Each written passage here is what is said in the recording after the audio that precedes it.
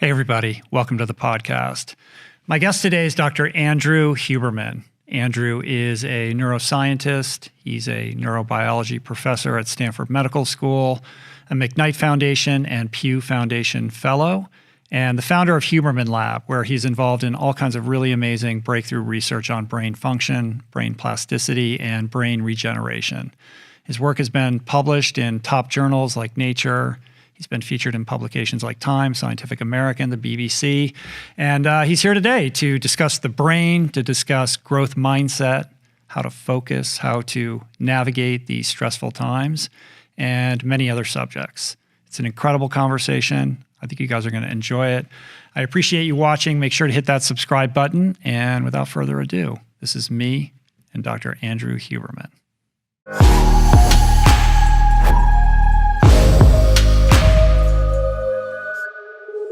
First of all, thanks for doing this. I appreciate you coming out. Yeah, my pleasure. Long time coming. I'm glad we're doing it in person and Likewise. not remotely. And I think what I want to do is start with your origin story, because you're your path is very unlikely. Your path to becoming a scientist, and I think it actually also kind of contextualizes some of the things that I want to talk about with you today.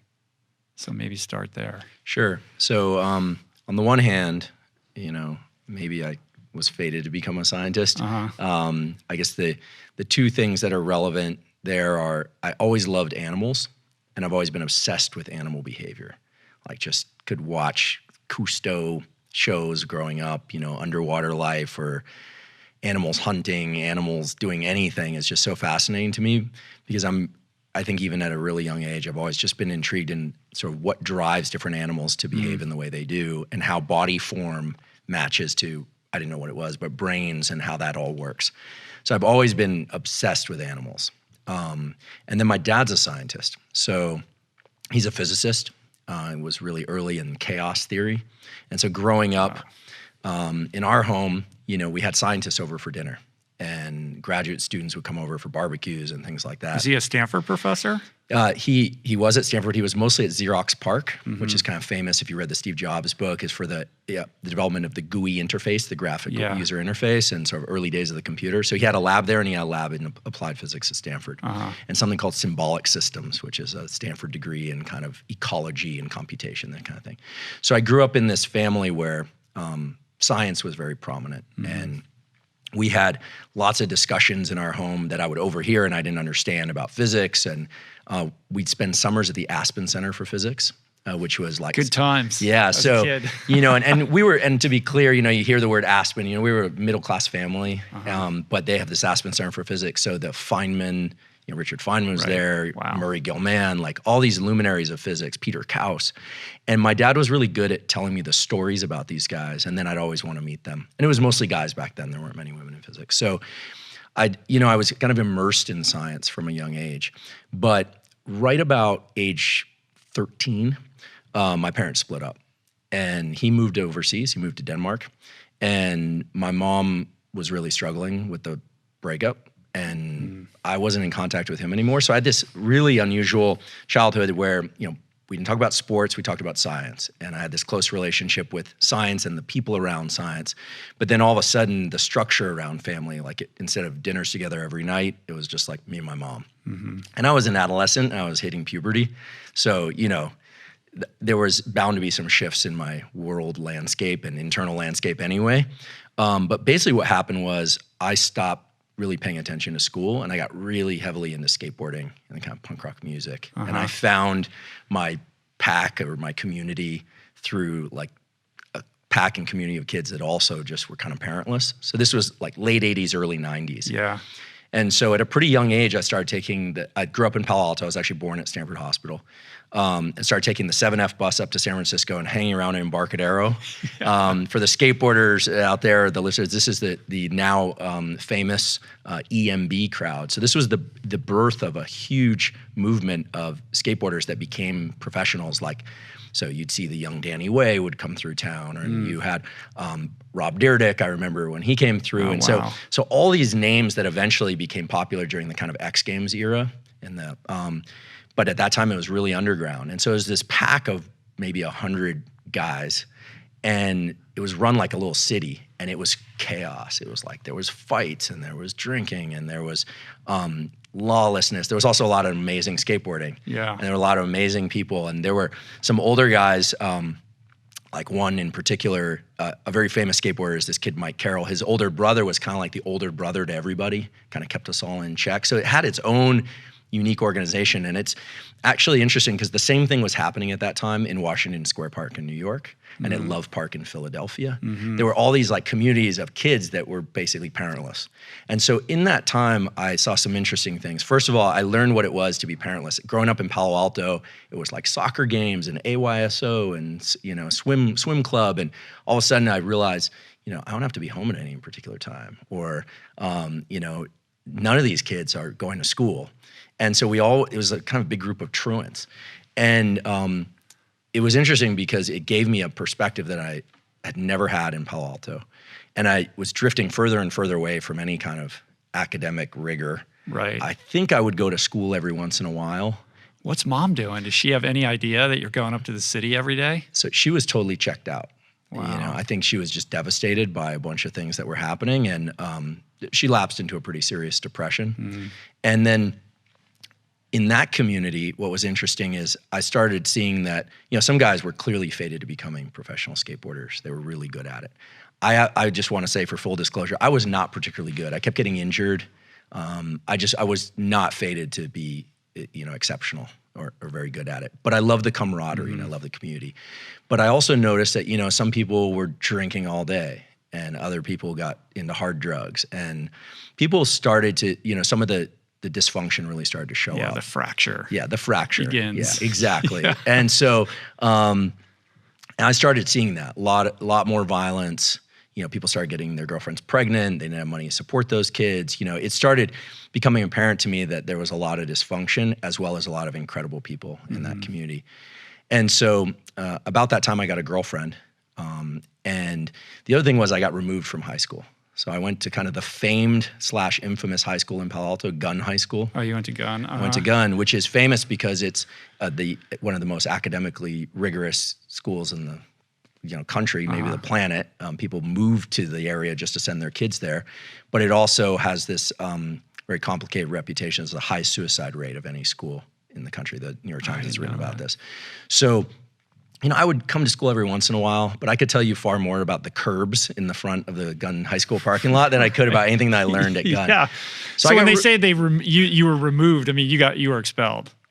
No, basically they just said you need to either start coming to school or, you know, you're done. So I got shifted to another high school, and that was the same story. It was a mess. It just fell apart. And so at one point, I was brought in, I have a kind of vague recollection of this, but I was brought in to have a discussion with a school counselor. And I don't think I've ever told this story before. And there was someone sitting in the corner.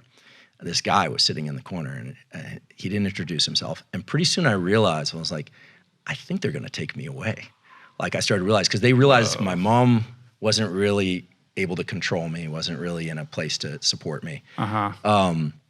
At that time. And that's what they did. They took me away. They took me to a place up the peninsula, which was not a jail, and it wasn't a hospital. It was just sort of a place where they put kids that were like some kind of juvie warehousing situation. Yeah, a lot of psychologists, a lot of locks on doors, a lot of kids that there were 12 of us in there at any one time. It was locked down. And the first night there, I remember I had a roommate who was like really into cutting on himself, that kind of thing. And he told me, he's like, look, if you just do what they say here, you'll be out of here in like a month. And if you don't, you're gonna be here a very long time. And I remember being pretty frightened for the first time. And at that point, I was like, oh my goodness, like, this is bad. You know, like this is bad. I'm a long way. It's so hard for me to imagine. I know. And this, given you know who you are and what you do now. I know, and you know, and it was literally like the kind of one phone call a day kind of thing. So actually, I was skateboarding for a company in San Francisco. I think they put me on out of sympathy, and I called this guy up, and I said, look, they locked me up. I don't know what to do. Can you help me? And I'll never forget. I don't want to say his name. He goes, "You're the most normal guy I know." he's like the least likely of that crowd exactly for that to happen. So in any event, I was permitted to go back to school eventually, provided that I went to therapy. And so I started going to weekly therapy, which in the early 90s was kind of a weird thing. You wouldn't admit it to your friends. But so we'd skateboard around Stanford campus. I was doing my thing. And then twice a week, I would go in and see this therapist. He's a remarkable guy because he had deep training in the mind, right? And we started talking about what was going on. And he really picked up on the fact that there was essentially no structure, no home life for me, but that I had a strong drive and I was really interested in learning. I mean, I was enthusiastic and motivated enough to, skateboard as hard as I could, even though I wasn't going to go anywhere with it. So at that point, and the fact that I had a girlfriend, I started looking for something that I could do. And I started, at one point I thought I'd join the fire service because it seemed like the camaraderie was good. At that point I started strengthening my body a bit because I didn't want to keep getting hurt. So I started running, I started lifting weights. A football coach at Gunn actually turned me on to fitness. It's actually an interesting guy. He wrote the script for that movie, Mr. Mom. Do you remember that movie? Oh my God. Yeah. Because his wife bet him that he couldn't do what she could do, which was stay home with the kids. And he was this big, strong football coach. And so he made her a bet and he lost. And so he wrote that script. Michael Keaton played so he taught me, he was like, look, you can't even do a pull-up. You need to start doing your pull-ups. You need to start running, and he said the fire service might be good for you. So I was spinning out, but there were people that were willing to kind of, point me in the right direction. So what ended up happening was my high school girlfriend went off to college and I didn't know what I was going to do. So I actually went and I lived in the parking lot outside her dormitory. I just wanted to be near her. She was my family at that point. A college locally or? She was at UC Santa Barbara. Oh, so you drove down and? I just drove down. Wow. I just camped out in the parking lot and I was starting to get into some martial arts and Thai boxing then. So I think I was teaching some Thai boxing, self-defense stuff on campus and doing this kind of thing. And by the end of that year, I realized that I should probably apply to college. So I applied to UCSB and somehow I got in. Lord knows how I got in. I did, because I did eventually graduate high school, barely. Got in, and then after a year, I just completely flailed it. I wasn't going to class. I was getting into fights. A lot of that kind of mischief and kind of wildness was still in me. And what ended up happening was I got into a physical altercation on July 4th, 1994 with like a bunch of guys. And at the end of that, I walked back to the place I was staying. And of course I wasn't paying rent because I had learned in those years, like you can just squat in an empty house. So, it's Isla Vista, California, so I was really running wild and went back and I realized I was like, this picture is really bad. At some point, this isn't going to be like a kid who had some problems. This is going to be truly. It's not cute anymore. It's not cute anymore. No one's going to make excuses about your upbringing or the lack of parenting. It just becomes, you're going to end up being a ward of the state. I mean, it sounds like you were almost a feral animal. Totally feral. Actually, and I have some close friends that's how they refer to me. They're really? Like, feral. And it's funny, even to this day, I mean, I'll get to where this eventually took me, but even to this day, when I go into a home where it's clearly like a loving home where there's kids are happy and there's good food and it's warm and cozy, I always feel this thing like, wow, like amazing. I sort of want to be adopted by them immediately. But I'm 45 years old, so that's not appropriate at this age. What's so interesting, I keep thinking about David Epstein's book, Range. Did you read this book? Which is basically this thesis that some of the most successful people are not, we suspect that, the great talents of the world across all disciplines are the people who discover their passion at an early age and practice it voraciously for many, many, many years. But in fact, it's people more like yourself who've dabbled in all different kinds of things, who end up being ultimately, the most proficient at their selected skill set. And when I look at your experience, I see trauma, I see adventure, I see, all these obstacles that you had to face and overcome and manage on your own, essentially, right? And all of those really inform perfectly the things that you're interested in and what you explore today in your lab. Yeah, it really did. I think that I'm so grateful for those years. I wouldn't wish them on any kid, because I think having a secure, loving environment at home is so key. And, I should say about a third of the kids that I grew up with in that environment, that whole skateboarding punk rock culture, about a third have gone on to found companies or professional skateboarders. About a third just kind of drifted off, and about a third are dead or incarcerated. Yeah. A huge number. And so there's real value in having a support system, that's clear. But it exposed me to all these things like addiction, schizophrenia, rage, like all of these incredible elements. Like I was never really into drinking and drugs. I could drink or not drink. It just wasn't, I wasn't drawn to it. But other people, they took one sip and it was like, that was their thing. Right. It was like the magic elixir for them. And so, I was observing what was happening. And then after that, that July 4th, 94 incident I realized this is it. It's now or never. It really was one of those moments. You hear about those moments, but it was me realizing I'm living in this squat. I've got a pet ferret. My girlfriend's gone. She broke up with me. She was smart enough to break up with me. I'm getting in fights. I'm working at a bagel shop. I can barely make ends meet. And at that point, I just made the decision. I just said, okay, look, I'm not going to be a professional athlete. I think I'm pretty good at memorizing things. I think I have an interest in people. I'm going to just decide. I just decided to do school. I decided that was the track. So like some people pick the military because it's like if you know what to expect, at least in terms of the passages that you're going to go through. And for me, that was school. And so I had decided to get back in school. I moved into a studio apartment by myself. I quit partying completely. I didn't go to parties. I got really serious about fitness. So I just started running and lifting weights. And I studied. You went like Henry Rollins style. I did. Yeah. I did. That's a lot of self-awareness. People go into the military because on some level, some people do because there's some yearning for having that structure imposed upon their lives. But you constructed that kind of structure for yourself. Yeah, I think I was really afraid. I think I was like, and these days, because my lab studies fear and I get into this whole thing around mindsets, people always ask me like, is it better to do something from a place of love or fear? Like, it depends. And at that point, fear was the best motivator for me.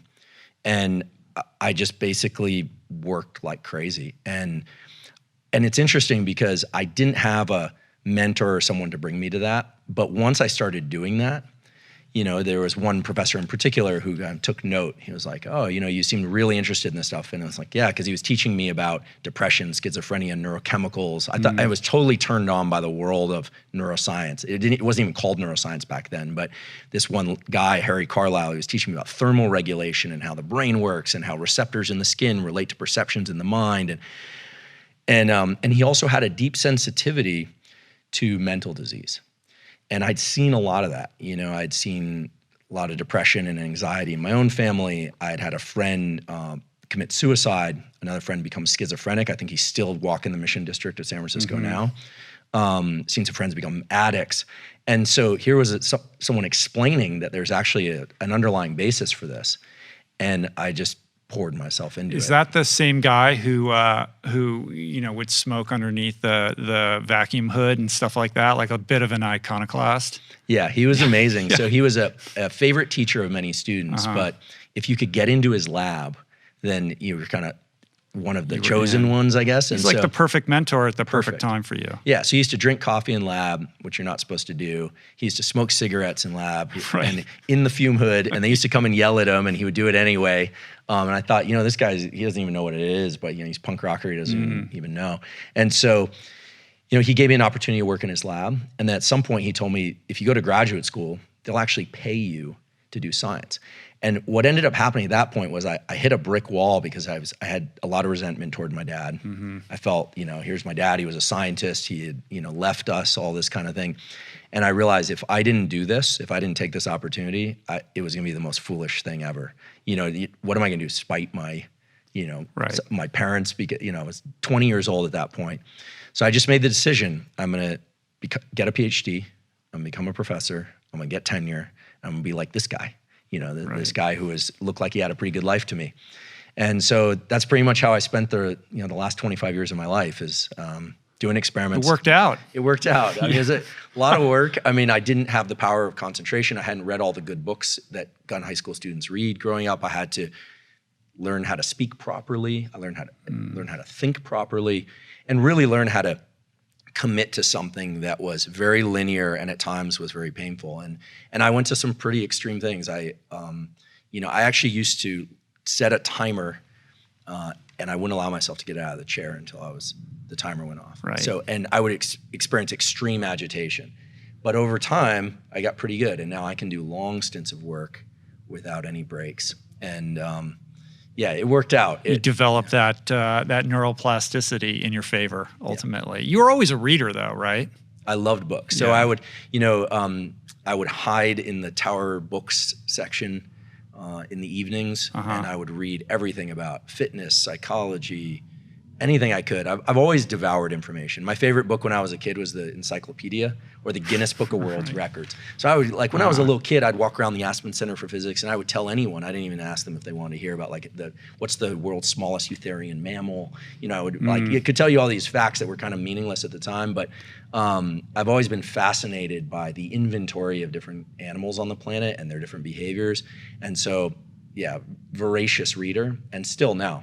Yeah, I love information.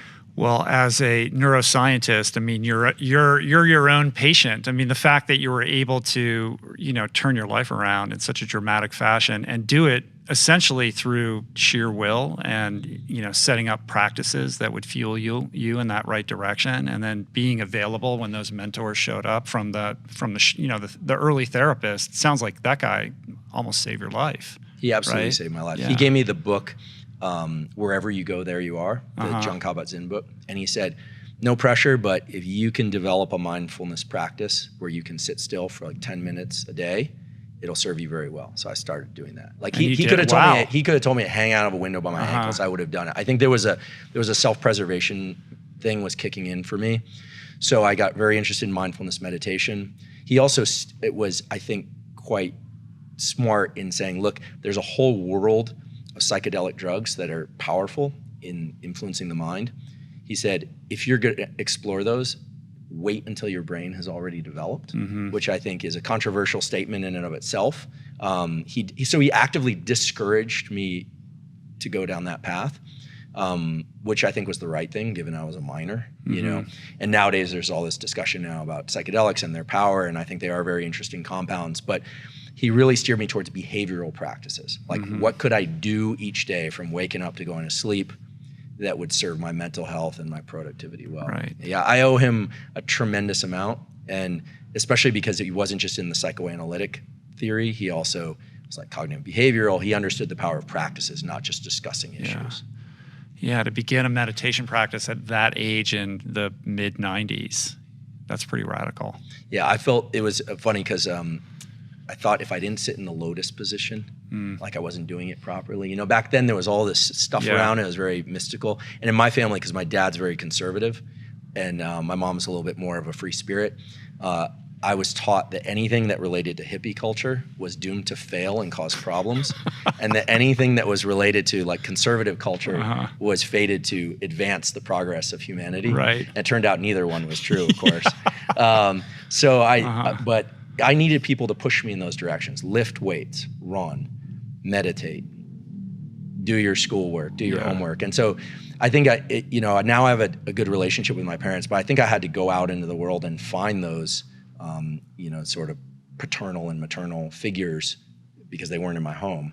I needed to find those. Do you look back on your upbringing with gratitude? How do you reflect on that experience and how it informs, how you think about what you do now?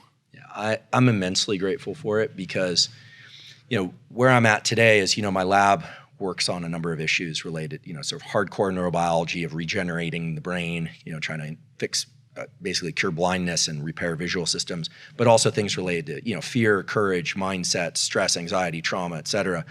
And the early seed of seeing how science is done definitely gave me an advantage. I won't lie. Seeing how scientists interact and behave and understanding that they are just people, because a lot of what was discussed in my home was about the people, not just the science they do. That really gave me an advantage. And then seeing all that dysfunction and realizing that the human animal is amazing at making plans, at modifying its brain if it wants to. But the human brain and the human animal are also dreadfully bad at doing what's best for us. Right. Because of this, what I think it comes down to is the fact that our reward systems are not designed for things that are just good for us. They're designed for things that optimize the progression of our species, but they will grab onto and ratchet into any behavior that makes us feel good. And so the human brain is really not optimized for making best choices. Right. And so those years of seeing all that dysfunction. I can testify to that. Yeah, it's and I wouldn't trade those years for anything. And I still have great friends in that community. I mean, I think had I joined a different community, I would have found the right people as well. Yeah. But to be with a huge pack of feral kids at that age, and to see the function and dysfunction, and also it was wild. It was a lot of fun. I can imagine. Yeah, it was a lot of fun. Yeah, that's a whole set of stories. Did you see that movie mid-90s? Mid-90s, and the movie Kids, the Larry Clark movie. Right. When I saw that movie, first of all, I had a lot of friends that were in that movie because he used actual skateboarders. In Kids? Yeah, I actually knew a couple of those kids. And it's a movie, but there were a lot of ththings about that movie that were very accurate. Yeah. And when I saw that movie, I was like, yeah, that's like pretty much a day in the life in Washington Square Park. And, I mean, it was a little extreme on some end, but you didn't know where you were going to end up each night. That was a unique experience, So, yeah, and mid-90s was really good. I think it captured the essence of what it is to be a kid that's just looking for some group of people to join. And skateboarding is a unique sport because you get young kids and grown men, and now women and girls do it as well. It didn't happen so much then, but now there are a lot of great, awesome skateboarders that are female, but they're all hanging out together. You wouldn't find that in soccer. You're not going to get little kids playing with grown men. Yeah. So you get exposed to a lot because everyone's at different developmental stages. But yeah, it was an amazing thing. I wouldn't change it for anything. That's cool. Yeah. Well, let's segue into talking about the brain, and maybe we could start with how you think about the brain specifically. Like, what is the brain? What does it do? What does it not do? It helps us survive. It's our portal into trying to make sense of the world. Like, what's the starting point in the discussion around the brain? Yeah. So the brain and nervous system. So it's like brain, spinal cord, connections with the body, and back again. I don't distinguish between brain and mind. I think that's like an 80s discussion or earlier. And I think it would take us down the wrong track. So brain or mind to me is interchangeable. Mind-body is kind of interchangeable because the brain is connected to the body and the body's connected to the brain, right? If I pinprick my hand and it hurts, my brain registers it, where it happens. It's kind of an irrelevant discussion now. I think we really need to just appreciate that the nervous system is designed to orchestrate all the processes in the body, not just thinking and not just behavior. And really can be divided into 5 things. So there's sensation, and sensation is really bound or restricted by the receptors in the body. So receptors in the eye that perceive photons, light energy, receptors in the skin that perceive pressure, touch receptors, smell, taste, hearing, etc. And the interesting thing about sensation and the fact that the nervous system needs to pay attention to sensation is it's non-negotiable. The nervous system of humans is designed to extract physical phenomenon from the universe that are non-negotiable, photons of light. I can't see in the infrared with my eyes, and I can't see ultraviolet light with my eyes, and I can't perceive that because I don't have the receptors for it. So other animals can perceive some of those things, but that leads us to the next thing, which is perception, which is which sensations are you paying attention to? So all the time you're sensing things. Like right now, your feet are sensing the contact with your shoes, but you're not thinking about it until I say that, and then you shift your perception. Right. So perception is like this spotlight. So the brain wants to constantly bring in sensation. It's non-negotiable what's coming in. It's just dependent on your environment. Perception is negotiable. You can control that because I just said shoes and you thought about your feet and there you are. Then there are feelings, which can be a little bit nebulous, but feelings are a link between our emotion and it generally invokes the body, sensations in the body and concepts in the mind of what those sensations are about. That's really what emotions are. Animals definitely experience them. I'm kind of appalled to think that 10 years ago, people were like, do animals have emotions? Of course they have emotions, right? Because those are bodily sensations merged with some perception. So of course they do. And then there's thoughts. And thoughts are interesting because thoughts happen spontaneously. Think about like a web browser that's constantly giving you pop-ups. But thoughts can also be deliberate. So you and I can decide right now that we're going to think about a plan for something. or we're going to think about what's going on in the world. So thoughts happen spontaneously and they can be deliberate. And then the final thing is behaviors and actions. So the nervous system is responsible for sensation, perception, feelings, thoughts, and behaviors. And what's interesting, you start to think about that as you're like, okay, that's a lot. But what is the nervous system really trying to accomplish? Like on any given day or at any moment, what's it trying to accomplish? And it's really trying to accomplish one thing, which is to take perceptions of the outside world and merge those with perceptions of the inside world, what we call interoception, and to link those in a way that's operating on our environment in the appropriate way. So what do I mean by that? So if I'm feeling anxious and I'm in a very calm environment, I'm going to perceive that rapid heart rate and kind of feeling of agitation in my body as inappropriate for the moment, right? And my goal then as an organism is to adjust my level of what they call autonomic arousal or alertness down. If I'm at a great party or I'm at a wedding or it's a celebration or I'm at a protest or, then I might feel that my level of alertness is appropriate for my environment. So the nervous system is in this constant dynamic interaction with the outside world and trying to figure that out. One way that this can be kind of conceptualized is there's an emerging idea that's kind of interesting about impatience. So we've all had the feeling of being impatient. Some people are far more patient than others. But if you've ever been in line at the store and you feel like something's going very slowly, the person in front of you is taking a long time, they're doing some returns, and you're getting kind of impatient, maybe you're breathing in a mask, and you're like, ugh, like what's the idea is that if you're getting a certain frequency of pulses from your body, and if those pulses are coming in quickly, like you're perceiving yourself, that interoception quickly, it's like pulse, pulse, pulse, pulse. You're going to be more geared towards your internal representation. And then you're seeing what's going on in the outside world, and it seems like it's going very slowly. But there are other times when you're in line at the store, someone's getting some returns and you're texting on your phone, or you've had a great day, you've had a great run, your family's in great shape, and you're fine. Why? Well, the frequency of those pulses, that interoception, is matched pretty well to your outside environment. And so impatience is really when your internal sort of metronome, tick, tick, tick, tick, is not matched well to the external environment. There are other times when you're feeling like your internal metronome is tick, tick, tick, and you've got a million things coming at you through email or text, and you've got a bunch of things, and you're feeling overwhelmed and tired. Well, in either case, there's nothing right or wrong. It's just your body and your brain are trying to say, what's going on in the outside world and how well matched am I to it? Right. So if you think about some of the sort of core practices of mindfulness and self-regulation, of like focusing on breathing or focusing on state of mind, a lot of that is trying to bring more awareness to your internal state.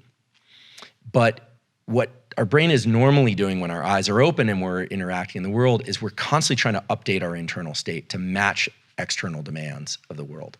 And this harkens back to a really early design of all nervous systems, which is how do you take an organism that needs certain things, food, water, mates, reproduction, shelter, how do you move that organism? How do you create a system that will do that in best relation to the environment? And so what Mother Nature has done is designed a series of systems. Let's just take agitation and stress for one. If an animal or a human is very thirsty, you feel kind of agitated, you might get up and get a drink of water. If you're very thirsty, it can put you into a state of panic. If you're extremely thirsty and water is a limited resource, you might even resort to violence to get it, or negotiation of some sort that you wouldn't if you were calmer.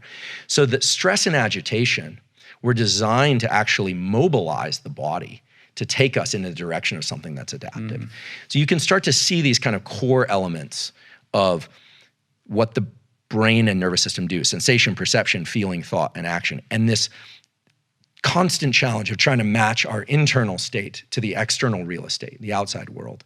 And you start to see that the sensations that we call stress or impatience or calm are really the result of those attempts that the nervous system is trying to perform. That's a lot to take in and super interesting. And it it's prompting in me this attempt to try to wrap my head around what within the brain is mutable, which is kind of, what your work is all about, versus what is immutable. Like you were talking about thoughts, like pop-up windows on a browser. Sometimes our brains are just doing what they do, and that there are things that we can do, like mindfulness and breath work and the practices that you're talking about, hypnosis, which is another thing that you're involved in, to help us manage better that process, to kind of take the reins and be more in charge rather than be prey or victim to these kind of things that just occur without our conscious awareness. Mm-hmm. Well, I think that, in terms of value of understanding the nervous system and where it can be steered, it's absolutely clear that the nervous system can change in response to experience. So this thing we call neuroplasticity is really that. It's the brain's ability to modify itself in response to experience. And I think it's important to understand that from birth till about age 25, the brain is extremely malleable in a kind of almost passive way where kids are exposed to things and the brain is just wiring up. I mean, the brain is really designed to adjust itself in order to be in concert with its surroundings and to optimize that, just the way we described it a minute ago. Like the way that a child can learn a language very quickly, or 3 languages. Play the guitar or something like that. Yeah, without an accent. Right. 3 languages without an accent. It's remarkable. You try and do that after age 25. It's very challenging. And so the brain is basically designed to be customized in the early part of life, and then to implement those algorithms and that circuitry for the rest of its life. And so the brain can change in adulthood, and it can change provided that there's an emphasis on some perceptual event. So in other words, if you want to change your brain as an adult, let's say you want to be less anxious, you want to learn a new language, you want to be more functional in some way, presumably. The key thing is to bring focus to some particular perception of something that's happening during the learning process. And the reason for that is that there's a neurochemical system involving acetylcholine. And it comes from these 2 little nuclei down in the base of the brain called nucleus basalis. All day long, you're doing things in a reflexive way. But when you do something and you think about it very intensely, acetylcholine is released from basalis at the precise neurons that were involved in that behavior, and it marks those for change during sleep or during deep rest later. So for people that want to change their brain, the power of focus is really the entry point. And the ability to access deep rest and sleep. Because most people don't realize this, but neuroplasticity is triggered by intense focus. But neuroplasticity occurs during deep sleep and rest. And we can talk about how to optimize those different brain functions. One of the things that's really important also to think about how the brain works in terms of plasticity and all this stuff is what the brain really wants to do is also pass as much of what it does off to reflexive behavior as possible. So, so when we're talking about focus, I think it can get a little bit vague, but it might be useful to think about like what exactly is focus and what triggers plasticity. So the brain loves to be able to just do things, pick up coffee cups and drink and walk and talk and do things and not put much energy into it. When we decide to focus, what the brain really does is it switches on a set of circuits that involve the frontal cortex and nucleus basalis and some others, and it's trying to understand duration, how long something's going to last, path, what's going to happen, and outcome, what ultimately is going to happen. So duration, path, and outcome.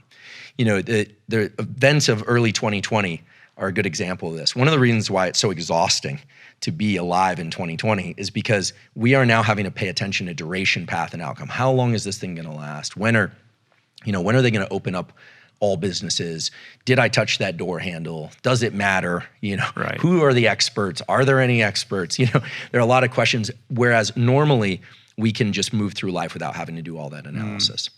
So if it's a simple example like trying to learn a new language or a new motor skill or a new way of conceptualizing something, maybe somebody's in a therapeutic process and they're trying to work through a trauma or something like that, duration, path, and outcome is built into the networks of the brain. We can do that very easily, but it takes work. And it almost has a feeling of underlying agitation and frustration.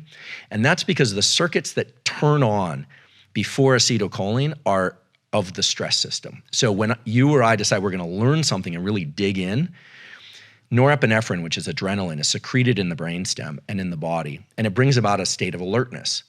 Then our attention, which is mostly a diffuse light, is brought to a particular duration, path, and outcome analysis. This would be thinking about what somebody is saying. What are they really trying to say? A hard passage of reading, a hard set of math problems, a challenging physical workout. When you do that, these two systems have to work very hard, and the adult brain doesn't really want to change the algorithms it learned in childhood. But if you do those two things, you have alertness and focus. The acetylcholine and the norepinephrine converge to mark those synapses for change. And so the way to think about neuroplasticity, if one wants to change their brain, is bring about the most intense concentration you can to something, and then later bring about the least amount of concentration to that thing. So I'll talk about that in a second, but there were some studies that were done at Stanford by a guy named Eric Knudsen that showed that plasticity in the adult brain, any age, can be as robust as it is in childhood, as fast and as dramatic. Wow. Provided the focus is there, and it's all contingent on this acetylcholine molecule coming from nucleus basalis. So you say, well, how do you do that? How do you get it, you know? Exactly. Well, I've got friends that chew Nicorette thinking that's gonna get them there because Nicorette is a nicotinic acetylcholine agonist, but that's gonna globally increase acetylcholine. So I always tell them that's not the right approach. The right approach is to bring as much focus to a behavior or to a thought or to an action pattern. And there has to be a sense of urgency. So what Knudsen lab showed, and another lab at UCSF, Mike Merzenich lab showed, is that if there's a serious contingency, like in order to get your ration of food each day, you have to learn this thing, the degree of plasticity is remarkable. Right. But if there isn't an incentive, it just isn't gonna happen.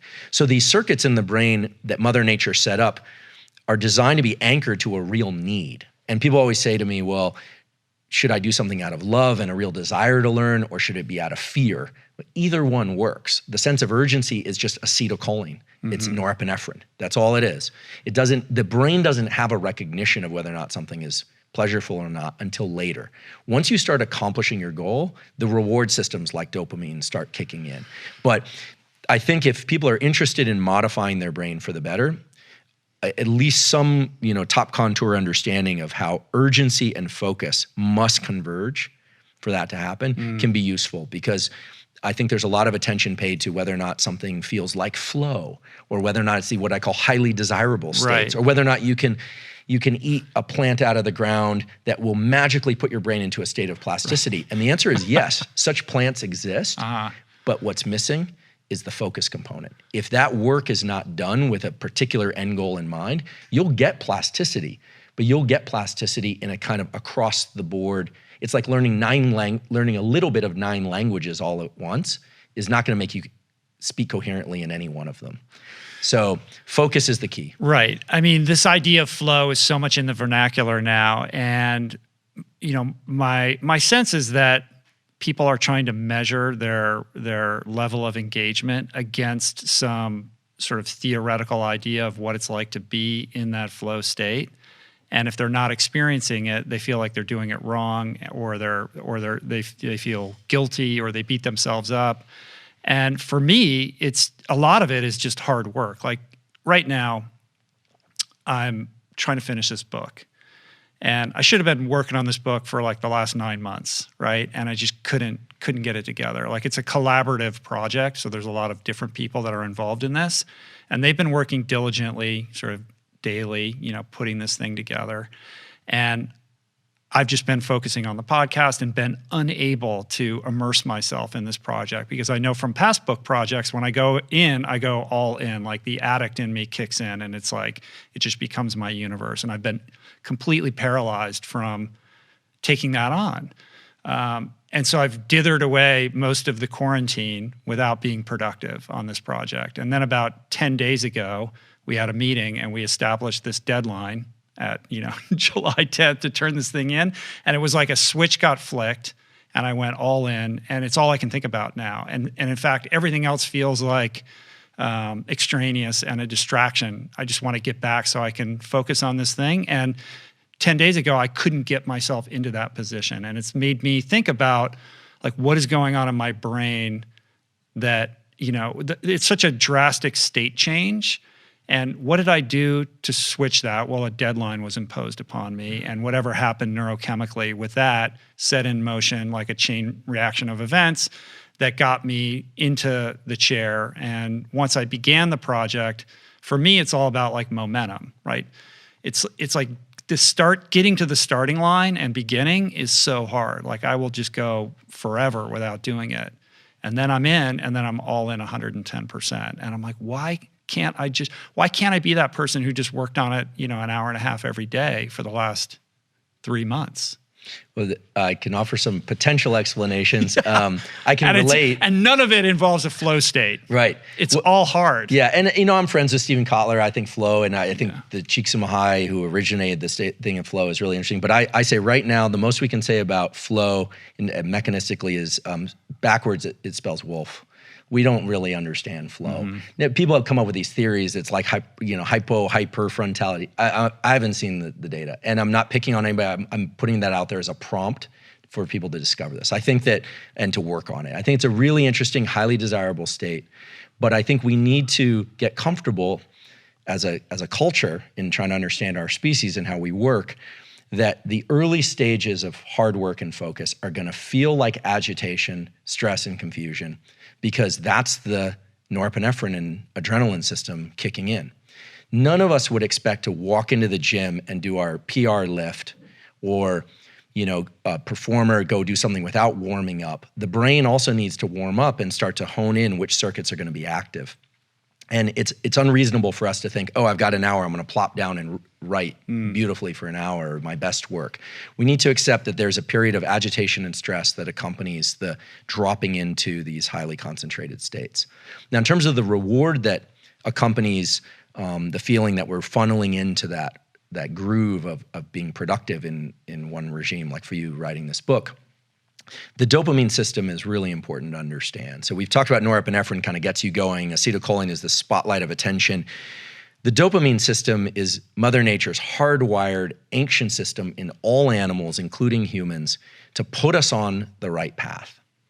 Now, a lot of people talk about dopamine as this thing that you get when you publish the book, or when you get the book deal, or when something wonderful happens, like your child's born. And that's true.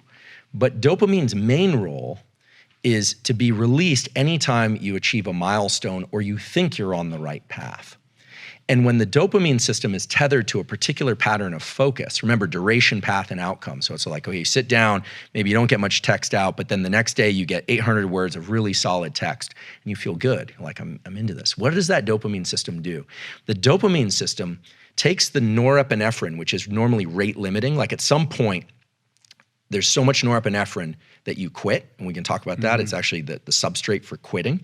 Dopamine can push that adrenaline back down, and give you more room, more space to do duration, path, and outcome work, highly focused work. And I'm making duration, path, outcome synonymous with highly focused work. Why would this happen? So let's think about an animal. Let's think about a deer that wakes up and is thirsty, and it's wandering out looking for water. That animal needs water. It doesn't know that it needs water. It experiences agitation, the same way that a baby feels agitation when it wants food, but it doesn't know it needs food. It just feels agitation and cries, and a caretaker comes, hopefully. That deer is now foraging for something that it needs. And let's say it smells water, because deer can actually do that, and arrives at a stream and takes a sip of water. There's dopamine release then that puts it on a path to maybe a larger lake or something of that sort, or to be able to go achieve food.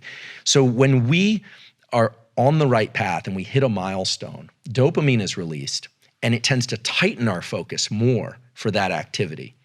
So the dopamine, this is why drugs of abuse and why alcoholism and some process addictions, which are behavioral addictions, are so dangerous, because a lot of those drugs of abuse are dopamine. So it becomes this cyclical loop where there's no other behavior that can evoke the same level of release. Right. In fact, I sort of define addiction as a progressive narrowing of the things that bring you pleasure. And I say that because it really is the way that the dopamine system works. Normally, the dopamine system is designed to be generic. It's designed to get me to do lots of things, social interactions, work, exercise, all those things. Just like the stress system is designed to get me out of bed in the morning, a cortisol pulse is what gets me out of bed in the morning. It's also what led me to pursue a career in science out of fear initially, and eventually pleasure. So the dopamine system is tethered to those states of focus.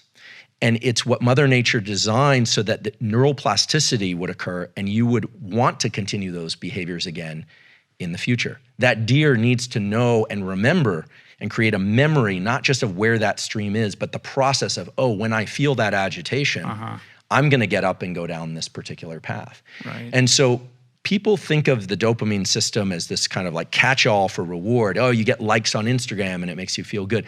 That's not really how it works. And the important thing to understand is when you start getting a convergence of norepinephrine, so that level of agitation, duration path outcome, acetylcholine, and dopamine, now you're starting to wire in the behaviors that make people really good at certain things. Now, in a functional view of this, so not addiction, what this means is that for any of us, success in any endeavor is very closely related to how much focus we can bring to that endeavor. And the reward system, you start to realize, is entirely internal. No one's coming along and cramming dopamine in your ear or dripping it in your brain. It's all internal. And this starts to bring us into the kind of like discussion around mindsets. Because so my colleague Carol Dweck, who popularized this theme, growth mindset, it's again a very misunderstood concept. It's the idea that we can change, so that's built into that. But the discovery of growth mindset was of these kids that actually really enjoyed doing problem sets that they knew they couldn't get right. But for them, they would get this like dopamine release from just focusing on the problem. They liked doing puzzles they couldn't get right. It sounds crazy, but inevitably those kids are very good at puzzles and very good at math and these kinds of things. So growth mindset is, I believe, if it's sort of a neuroscience lens on growth mindset, would be that the agitation and stress that you feel at the beginning of something and when you're trying to lean into it and you can't focus is just a recognized gate. You have to pass through that gate to get to the focus component. And then if you can reward the effort process, you really start to feel joy and low levels of excitement in the effort process. That's that buffering of adrenaline. That's that feeling like, yes, I've got a lot of adrenaline in my system, but I'm on the right path. It feels good to walk up this hill, so to speak. And when you start to bring those neural circuits together, you really start to create a whole set of circuits that are designed to be exported to any behavior you want. So if it's writing a book, great. If it's podcasting, great. If it's building a business, great. If it's building a terrific relationship, great. Then the circuits that Mother Nature has designed are incredibly generic so that we could adapt to whatever it is that we need to do. And I think the misunderstanding around how these circuits work has led to this idea that there's some secret entry point, maybe marked flow on the door, and there's a trampoline up to that door, and you just open that door and you're gonna be in it. Right. And nothing could be further from the truth. And anyone who's done well in any career or athletic pursuit knows this, but unfortunately, there's a kind of obsession with the idea that it's all supposed to feel good. And it does feel good, but there's a whole staircase in which it feels kind of lousy. Yeah, I mean, the feel-good aspect of that experience is very subtle. And I think, in a kind of global way, what you're talking about is falling in love with the process. Like you have to push this gate open, which might require, more effort than you're comfortable with. But once you push through, it is about, the daily rigor and the tiny wins that you get from that, rather than, it's easy to, you set a goal, but that goal becomes very abstract, right? And it's those tiny little things that you're getting done every day that bring you that internal satisfaction that are like calibrating that plasticity. Is that what you're saying? Yeah, absolutely. And what's incredible is the extent to which the mind and thoughts, remember earlier we were talking about how thoughts are spontaneous? You can't control them. Negative thoughts, traumatic thoughts, bad thoughts, trying to suppress those is futile. If there's one message I can send people, it's just don't even work at that, but work at the process of introducing thoughts as almost like you would introduce actions, because we can introduce thoughts. And Carol Dweck has talked about this, that positive self-talk is not the same thing as growth mindset, because positive self-talk is almost always linked to the ultimate outcome. If I'm losing badly in something and I tell myself I'm doing great, I know that I'm lying. Yeah, there's no dopamine release from that. And, a lot of the self-help wellness culture of the 80s and 90s was like, it's impossible to be in a bad mood if you're smiling. We wouldn't have any depression on the planet if that's true. There's probably some feedback from the face to the brain, but it's not that simple. But the idea that you can self-reward the effort process is extremely powerful, because what it means is that if you can recognize agitation, stress, and confusion as an entry point to where you eventually want to go, I do think that just that even just mental recognition can allow people to pass through it more easily. They think they're doing something wrong. And then rewarding yourself when you achieve any milestone, like, running to a particular location if you're trying to run a long distance, and then registering that as a partial win. What we know is that the dopamine that's released in response to that suppresses the total amount of adrenaline and gives you more room, more time, more energy to run in the running example. And this is anchored in a real scientific result. So last year there was a paper published that essentially was asking why any human or animal quits at any behavior. Now, certain behaviors, like I can't lift a car, unless it's a very small car. I can't lift a car. But if we're talking about running, or we're talking about long bouts of work, the question is, why do we quit? Like, what is that? And it turns out that every time we exert effort, a certain amount of noradrenaline in the brain is released. And there's a sort of a counter in the brainstem. And at some point, enough noradrenaline is released, and it shuts down cognitive control, deliberate control over the motor circuitry, and we quit. That's it. But the thing that can restore those levels, or can sort of reset those levels lower and give us more gas, more mileage, is dopamine. And it makes perfect sense because our species had to move against very challenging things in nature and in terms of in culture at every stage of our evolution, including now. 2020 is a good example of this. And when a good example would be, if you're really slogging it out and things are miserable, just think like the worst family vacation, everything's a disaster, or a very hard physical event, and someone cracks a joke, you almost immediately feel a sense of relief. You see this in the team that wins the Super Bowl. Both teams slogged it out. You have to believe they were both at max effort the entire game. Look at the team that wins. They have extra energy. They're jumping all over the place. So it can't be physical energy. It can't be glycogen related. It's not ketone related. It's nothing in the body in that sense. It's dopamine's ability to take that level of norepinephrine and smack it back down. And so we can learn this, right? I mean, I think this is where there's real power, like in your story, or the story that I'm familiar with from your book, like the ability to push through those pain points is something that we really can export to other aspects of life because it's the same neurochemicals that are involved. So when you get to a particular location, or maybe I recall, a portion where you're feeling lousy, you're injured or you feel like you're hurt, and you can reframe it mentally and think, I'm actually still on the ladder. I'm still holding on to a rung. I know at least that much. I'm still breathing. I know that much. And the lift that we get is not some psychological pump up. It's a neurochemical thing. It's dopamine suppressing norepinephrine and saying, you're on the right path. You can keep going. It's a permission to keep going. And we grant that permission to ourselves. No one grants that permission to us. I think one of the other kind of misconceptions that we want to dissolve is this idea that external rewards can actually propel us down long paths of success and high performance. They can't. No, that's internal an unsustainable fuel source. Yeah. Yeah. I have a friend from the SEAL teams, and somebody asked us recently, we were given a talk, and somebody said, how can I make sure that I continue to self-reward and I'm not driven by these external rewards? How can I continue to have that drive? And his answer was very good. He said, give away all the external rewards, Now, not everyone can afford to do that. It's just about you and you. It's just you and you. And the more attached, there's a famous Stanford study done at Bing Nursery School, probably not far from where you were in the dormitory. There's a little nursery school in Escondido Village. And they did this study where they looked at kids that liked to playing during their recess. It's all recess in nursery school, but they're drawing. And they took the kids that really like to draw, and they started giving them little gold stars on their drawings. And then they like the gold stars for a kid, that's an extrinsic reward. And then they stopped doing that, and the kids stopped drawing. They associated the good feeling of doing it with the external rewards. Right. We have to be very cautious about how much of our internal dopamine we attach to external rewards if we want to continue to grow and pursue and focus and work hard. If you just want to get to some place and cash in, then fine. But most people find themselves in a pretty miserable place because their dopamine was so attached to external rewards, they need more and more of that. Well, the why has to be deeper than that. I mean, the thing that I kind of always default to when I hit that breaking point, or I'm training or I'm racing or whatever, and I'm at that stage where it's just like I can't go any further, the first thing I do is I reflect inward on why I'm doing this to begin with. Like, what is the value system that I'm trying to tap into? What is it that I'm trying to express? Like, what got me to this point? So it's a reminder.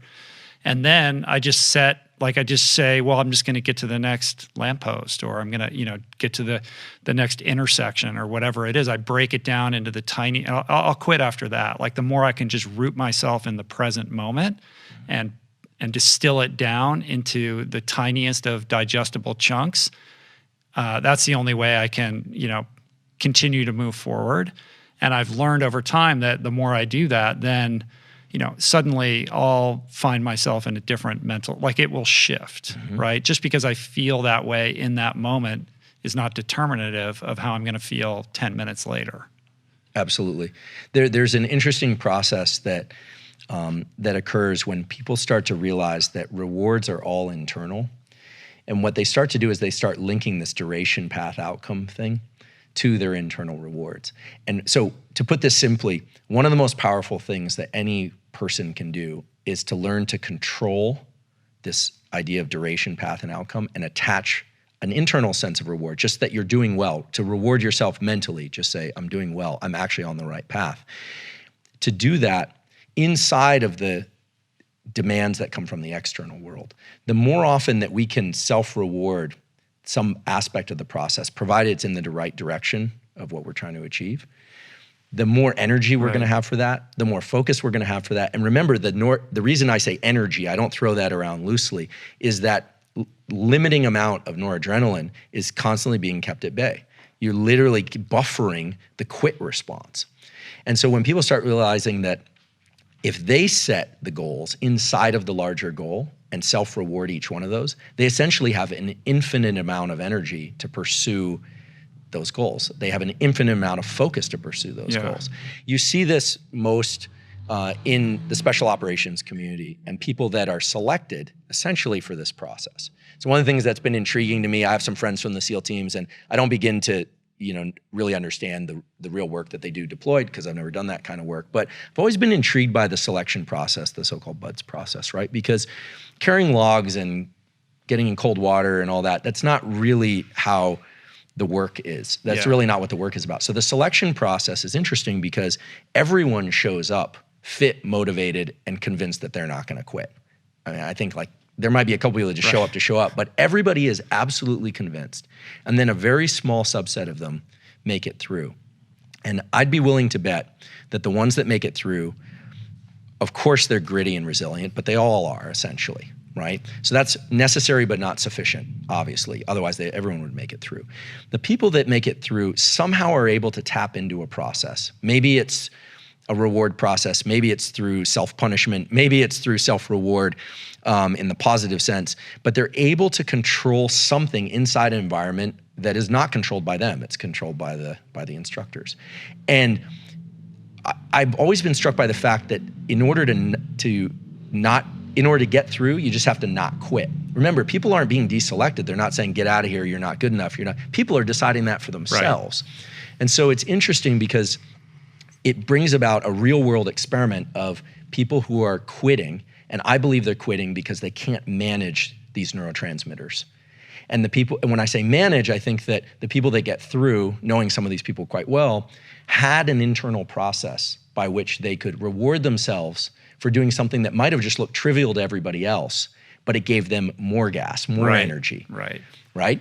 And what's interesting is the process, the kind of unconscious genius of the BUDS process is that they've picked two sensory events that are across the board challenging for everybody. One is cold water, which is great because most of the time it can't kill you, right? It's not like heat, which can kill you.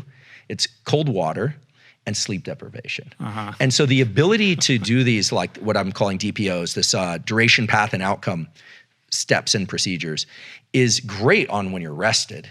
When you're well fed, well slept, you can do anything. You can be in any hard conversation. You can work through anything. So what they do is they start taking the autonomic nervous system, which is these deep reserves of the nervous system, that when our autonomic nervous system is off, it starts making us pay more attention to how we feel than the demands of the world around us. Remember that basic challenge in the nervous system.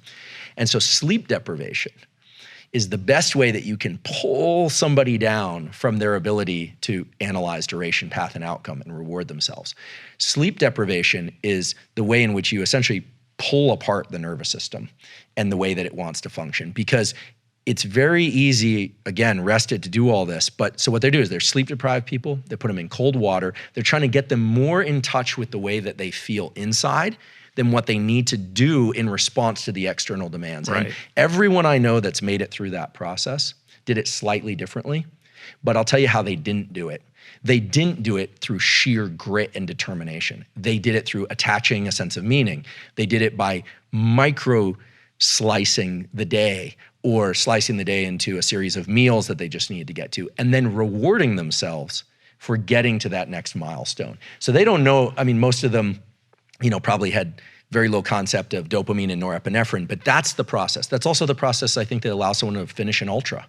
I've never run an ultra, but I think that process of self-reward is grit and resilience in a kind of neurochemical definition. Yeah. And I think it's the thing that anybody can tap into. And I think it's so key, because I think people think that it's just so key that people understand, that these circuits are not unique to people who run ultras or people that make it through, stringent filter, special operations command. It's the same thing that it is anyone interesting. could do. Yeah, the ultimate determinant isn't your physical conditioning, and yet that's what everybody focuses on. It's what's going on internally, mentally, neurochemically, that's making the difference. And the people that are able to best calibrate that and find these, strategies for managing that are the ones that get through, whether it is an ultra or BUD/S. And BUD/S is like this perfect, it's almost like its own lab, right? For studying human resilience in a certain respect. But you have actually taken some of these people and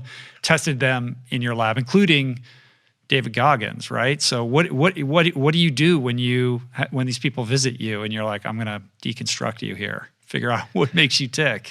Yeah. So I had the good fortune of meeting David at a consulting event a few years ago, and I guess I should just say, David, you probably know this already, but he is every bit as intense as he comes across. Yeah, I mean, what you see online is exactly, it's exactly what you see is what you right. get. Really wonderful and obviously extremely impressive human being. So he, little David anecdote. So the night before we had this event, he came out to the lab. My lab, we study fear, we study courage, we study resilience, and we study the underlying neurochemical substrates for those.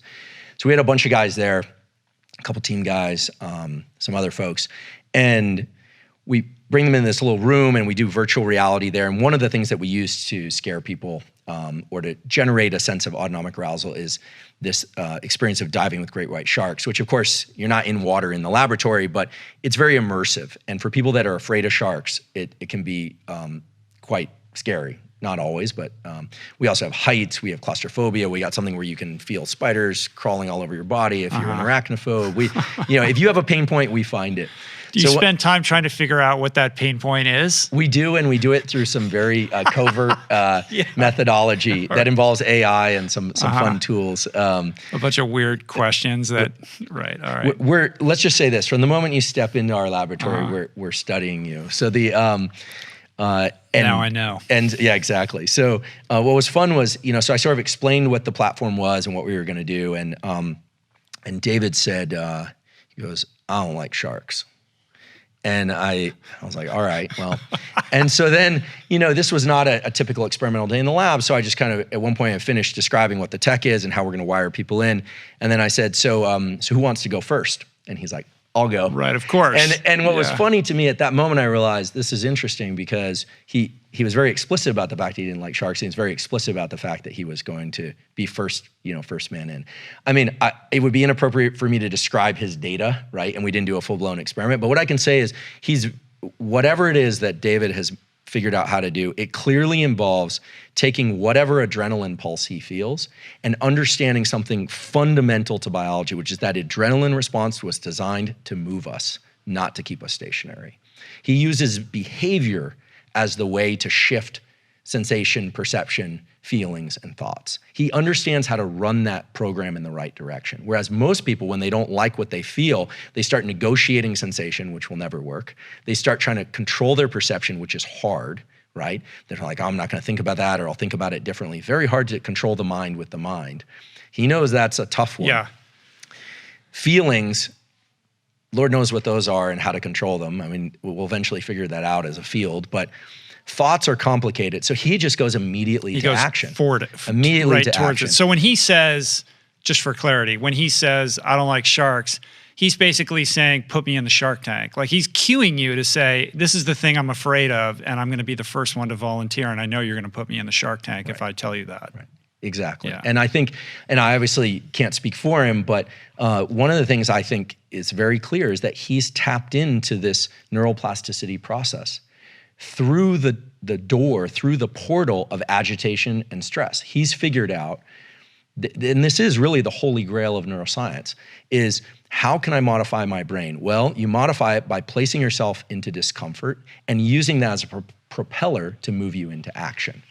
And a couple years later when David was working on his book and I heard the book was coming out, I think I saw a pre-release announcement, I texted him and I just said, look, I'm really excited to see your book. And he said, oh, great, thank you. It'd be great if you'd write something about it, like an endorsement. I said, oh, I'd be honored to, I'm happy to. And he said, but I need it tonight. Right.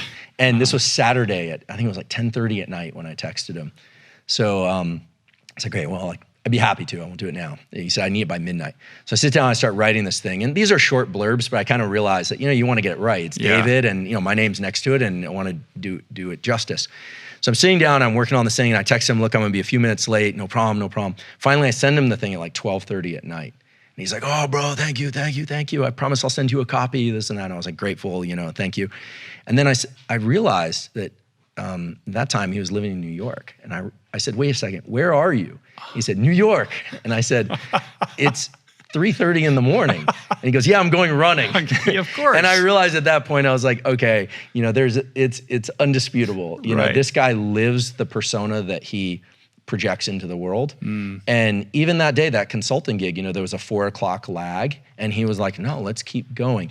So he's figured something out. And I think that his enormous popularity it's earned because he's figured out that it really doesn't matter if you come at something from a place of joy and love, and that would be wonderful.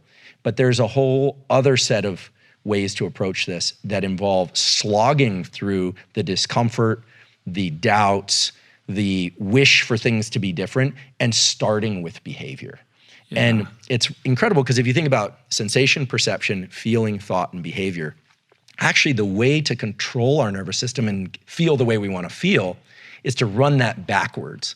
Behavior, thoughts. So if you change your behavior, then generally your thoughts, your feelings, and your perceptions change.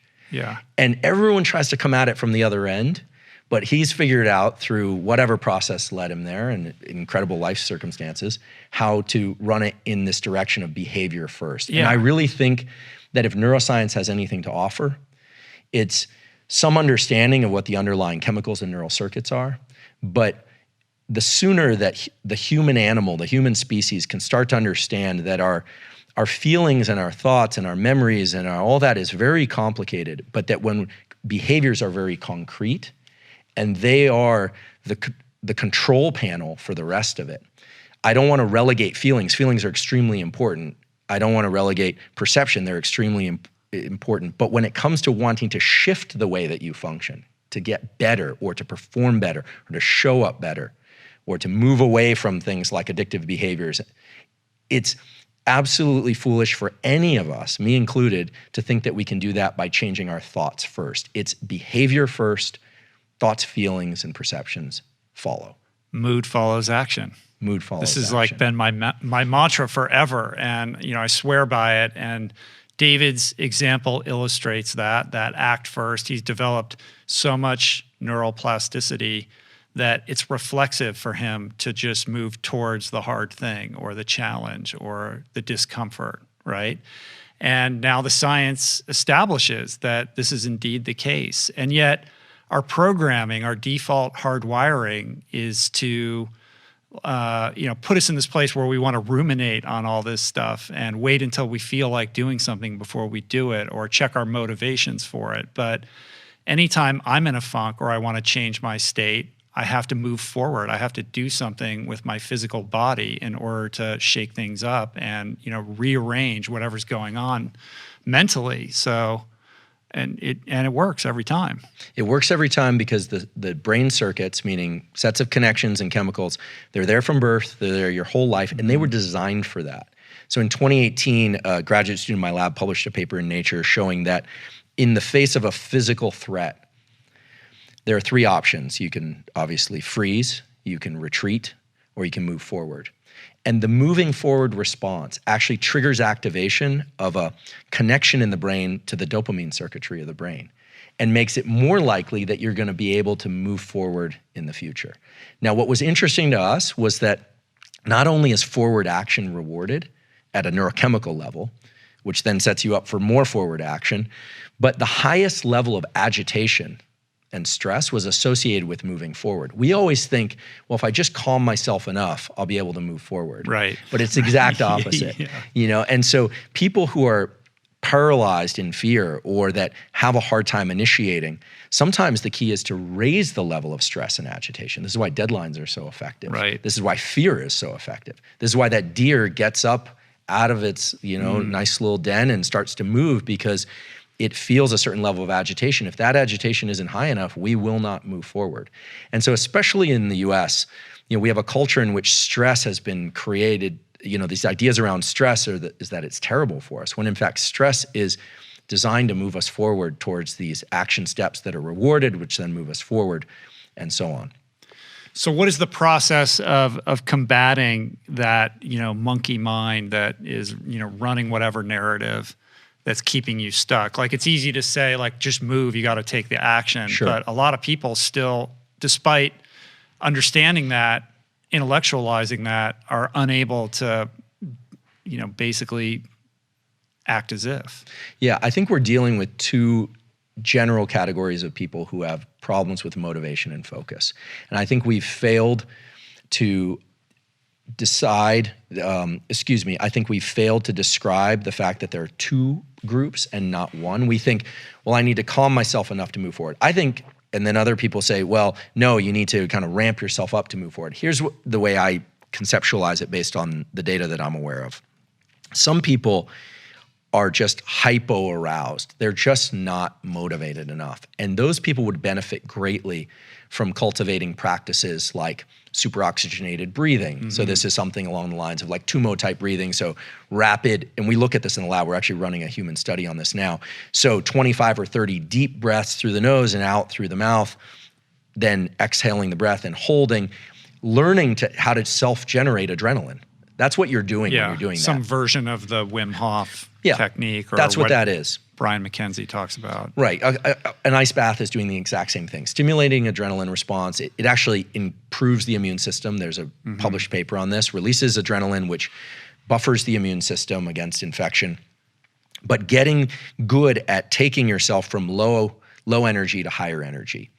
And then learning how to compress your focus. And I'll talk about the focus thing in a minute. Some people are so agitated, the monkey mind, they got too many things going on and they're thinking, okay, they're trying to sit down and write. I suffer from this. And I'm feeling like, wait, I've also got this person I need to connect with, and I'm kind of being drawn off course by not being able to put the blinders on. For people that have that issue, I think learning how to calm the nervous system is very powerful.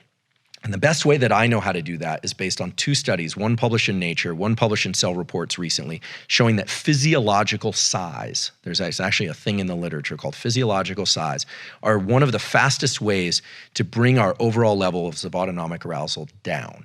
And a physiological sigh is 2 inhales followed by an extended exhale. So it's like,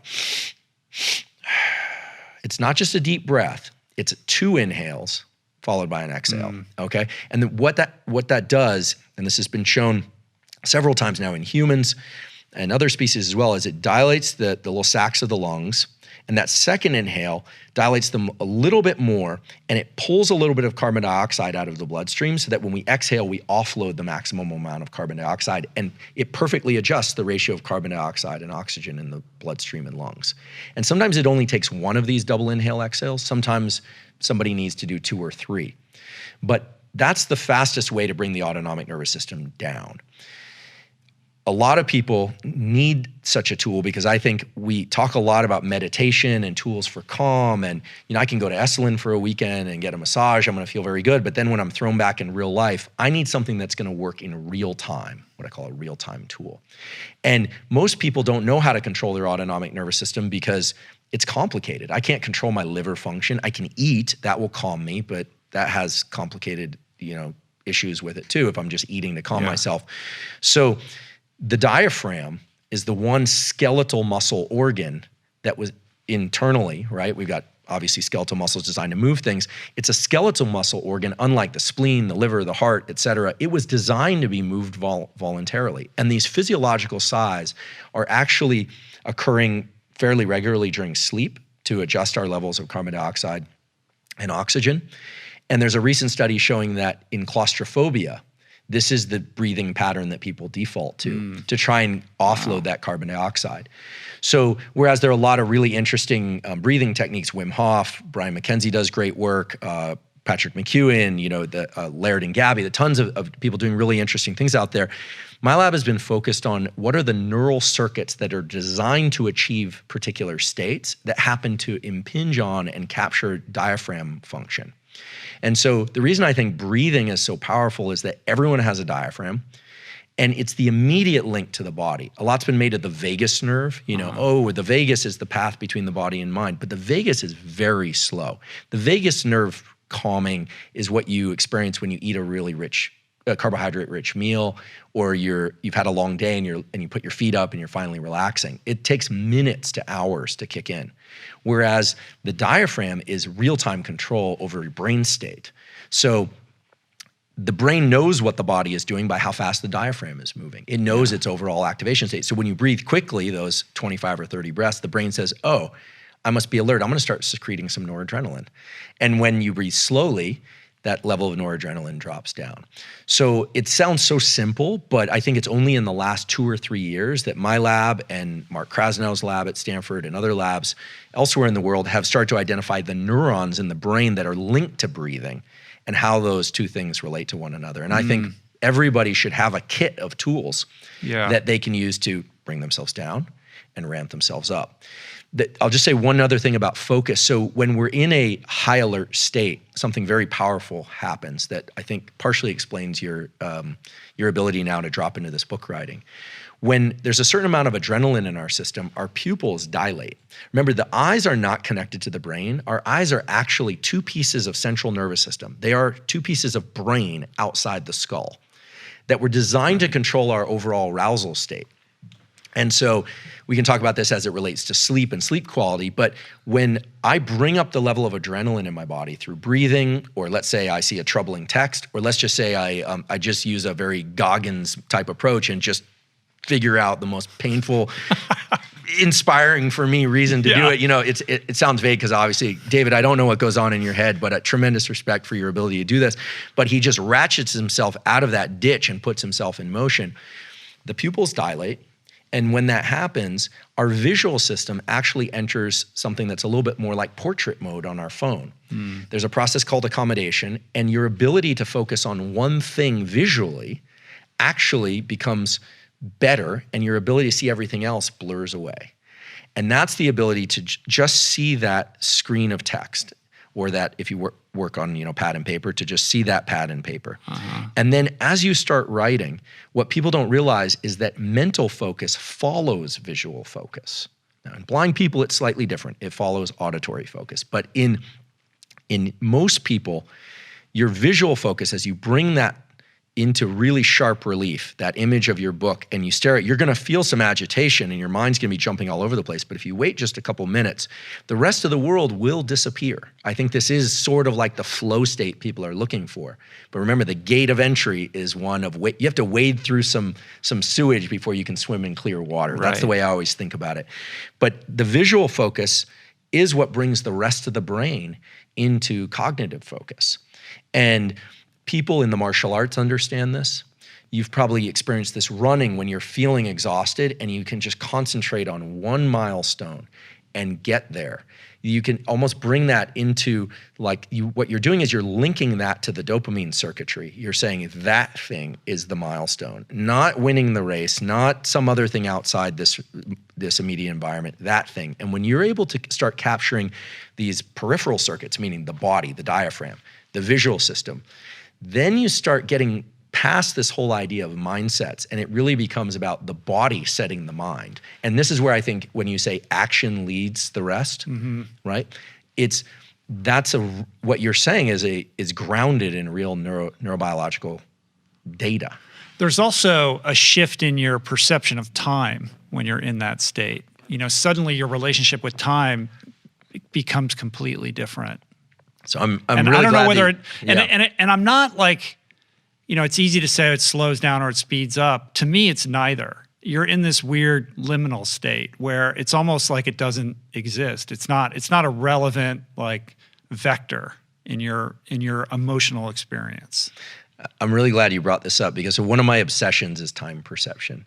And, having spent the last 20 years or so studying the visual system, what you start to realize is that space, meaning physical space, not outer space, but physical space around you and your time perception are absolutely linked. Mm-hmm. And when our focus is very narrow, time starts to feel thin sliced. So you're right. It's not that it's going fast or slow. It's that you're perceiving more events per unit time. So it's like a metronome that's going faster.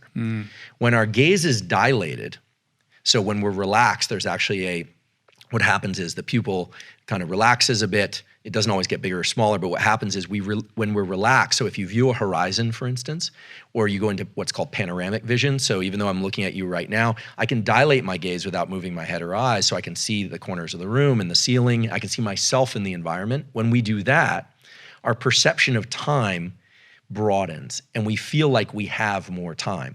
And what we're doing when we do that focus versus defocus, as I call it, or focal vision versus panoramic vision, is you're toggling on and off the autonomic nervous system for alertness. You're turning on and off that norepinephrine circuit. And so it's conscious control over a brainstem circuit. And this is why I don't like the phrase autonomic, because that means automatic. It's a misnomer. The breathing, I can control my autonomic nervous system. I can breathe. I can control my autonomic nervous system. I can eat a big meal. I can control my autonomic nervous system. I can focus or defocus. And if you really look at the realm of high performance, what you start to realize is people who are very good at their respective sport or career or in the special operations community, what they do, are exceptionally good at turning on and off these systems. So they're highly functional at achieving their milestones, but they're not spending out extra energy. Because when you go into panoramic vision, you start to uncouple this space-time thing and you get some rest and relaxation. The way to think about this is, so if we go back to duration, path, and outcome, that's the most stringent high-focus regime for the brain. The way to get better at duration, path, and outcome is to engage in activities that are low duration, path, and outcome, where your brain is not in modes of analyzing duration, path, and outcome. What's the one phase of our life when we're not thinking about duration, path, and outcome at all? Sleep. And so the reason why you can pull somebody's mind apart, their ability to think rationally and analyze duration, path, and outcome by sleep depriving them, is because sleep, despite all its neurochemical complexity, is really when we restore our ability to analyze duration, path, and outcome. Now you think about buds and you go, no wonder they sleep deprive them. They're trying to figure out who has the ability to control these mechanisms and who doesn't. Most people fail. So when I think about how to recover, I actually don't think about recovery as its own thing. I think about recovery as giving buoyancy or improving my ability to focus. So sleep is a turning off of these brain circuits that are thinking about what's happening next. So some people experience challenges in falling asleep. They need to learn how to turn off thinking. And there's actually a way to do this. We're doing a study on this now. It relates to hypnosis that would be fun to talk about. And we can, if you like. Yeah. The other thing is that just merely going into panoramic vision, say between a meeting, instead of looking at your phone, more focal vision. You're working hard on your book. Maybe you walk to the kitchen, just 2 seconds of what I call deliberate decompression, where you just kind of let your mind go broader, will allow you to reset your focus much more intensely when you return to that book, as opposed to if you had looked at your phone or engaged even in some other kind of deep duration path outcome type function of the brain. So when you start thinking about meditation, it's also valuable because a lot of meditation involves focusing on your breath. I actually think a lot of people are spending out this ability. They're working too hard in the activities that are designed to reset them. So the 2 ways to reset yourself in wakefulness. Being just very adamant about my meditation practice. That's right. Because it's a letting go. It's not we're so programmed to like force ourselves to do things or to like dive in with intentionality, but so much of this is more elusive than that.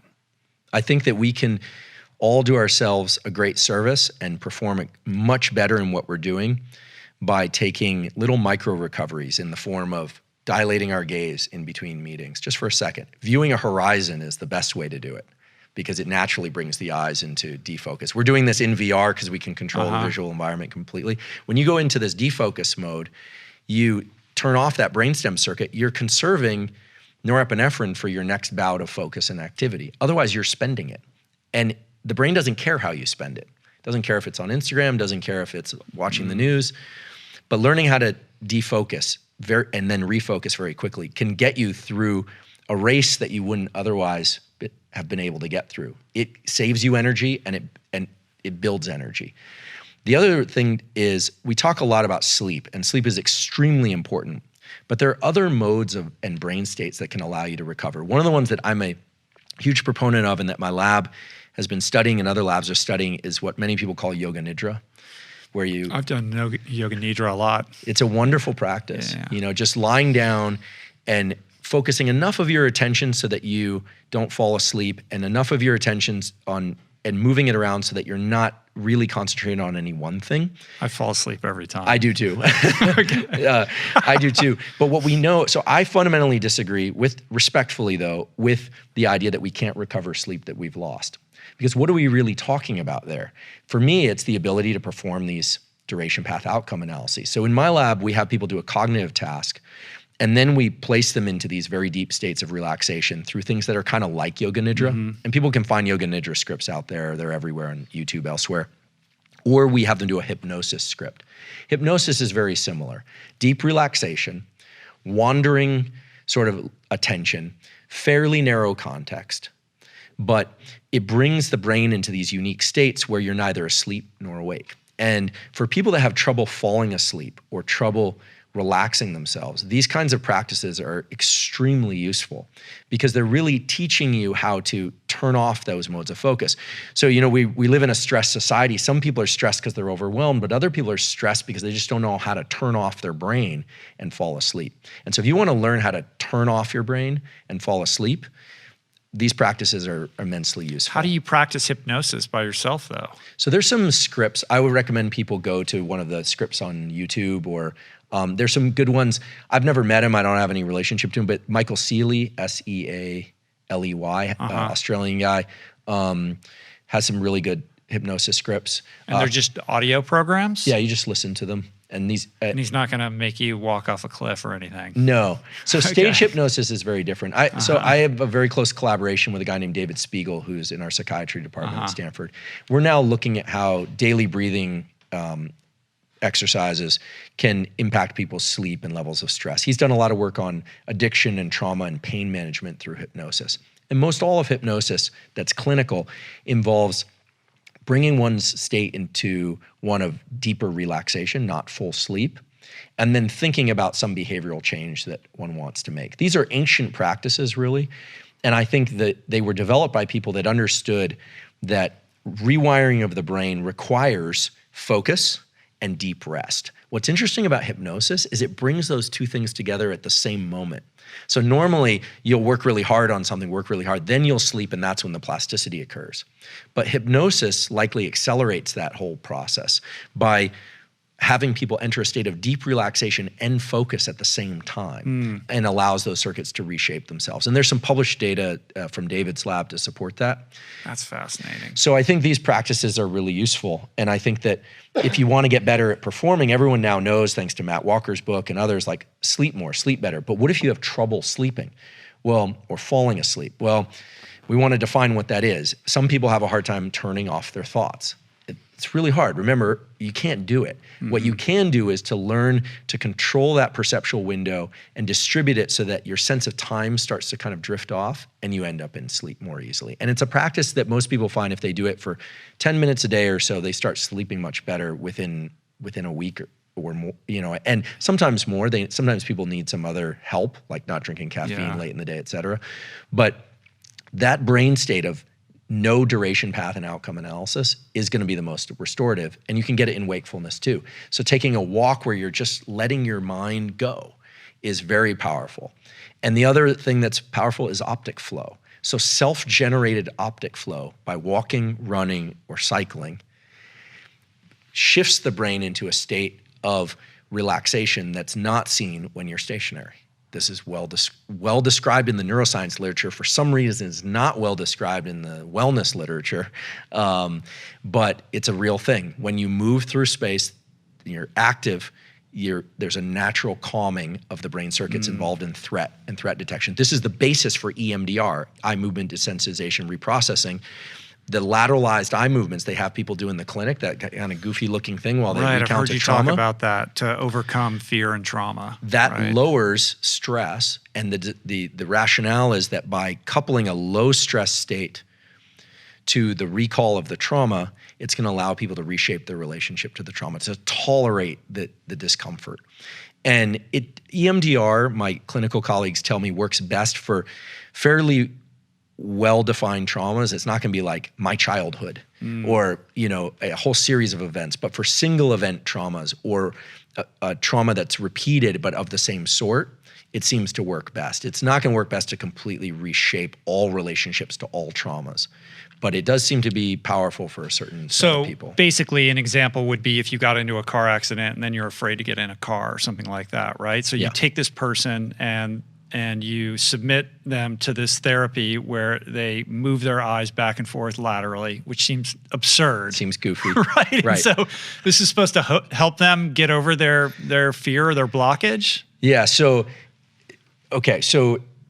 my lab studies vision and we study stress and states of mind. And people used to talk to me about EMDR and ask me about EMDR. And I was like, this is crazy. This sounds like a music genre. This is absurd, right? Or a drug. Makes no sense. Why would moving the eyes from side to side have any impact on states of mind? That's ridiculous. But then what happened was in 2018, 2019, and 2020, 5 quality manuscripts came out in very good journals from groups that were studying eye movements, not studying stress or trauma, that found that these lateralized eye movements, not up and down, but lateralized eye movements, quiet the activity of the amygdala, the limbic structure in the brain that's primarily responsible for threat detection and stress. And I was like, oh my goodness, this thing might actually be real. Then I started to dig into the backstory of this. And there was a woman named Francine Shapiro who came up with this idea, actually walking behind Stanford in the Stanford Hills. She was a therapist, and she figured she had this idea based on the fact that she didn't feel as upset about certain things when she was walking, that this might be useful. And she was smart enough to know that these lateralized eye movements are what reflexively occur anytime we're in optic flow. We don't realize it because they're subconsciously generated and they're very subtle. But she realized she couldn't really take people walking on their therapy sessions. I suppose she could, but it's not really practical if it's raining, et cetera.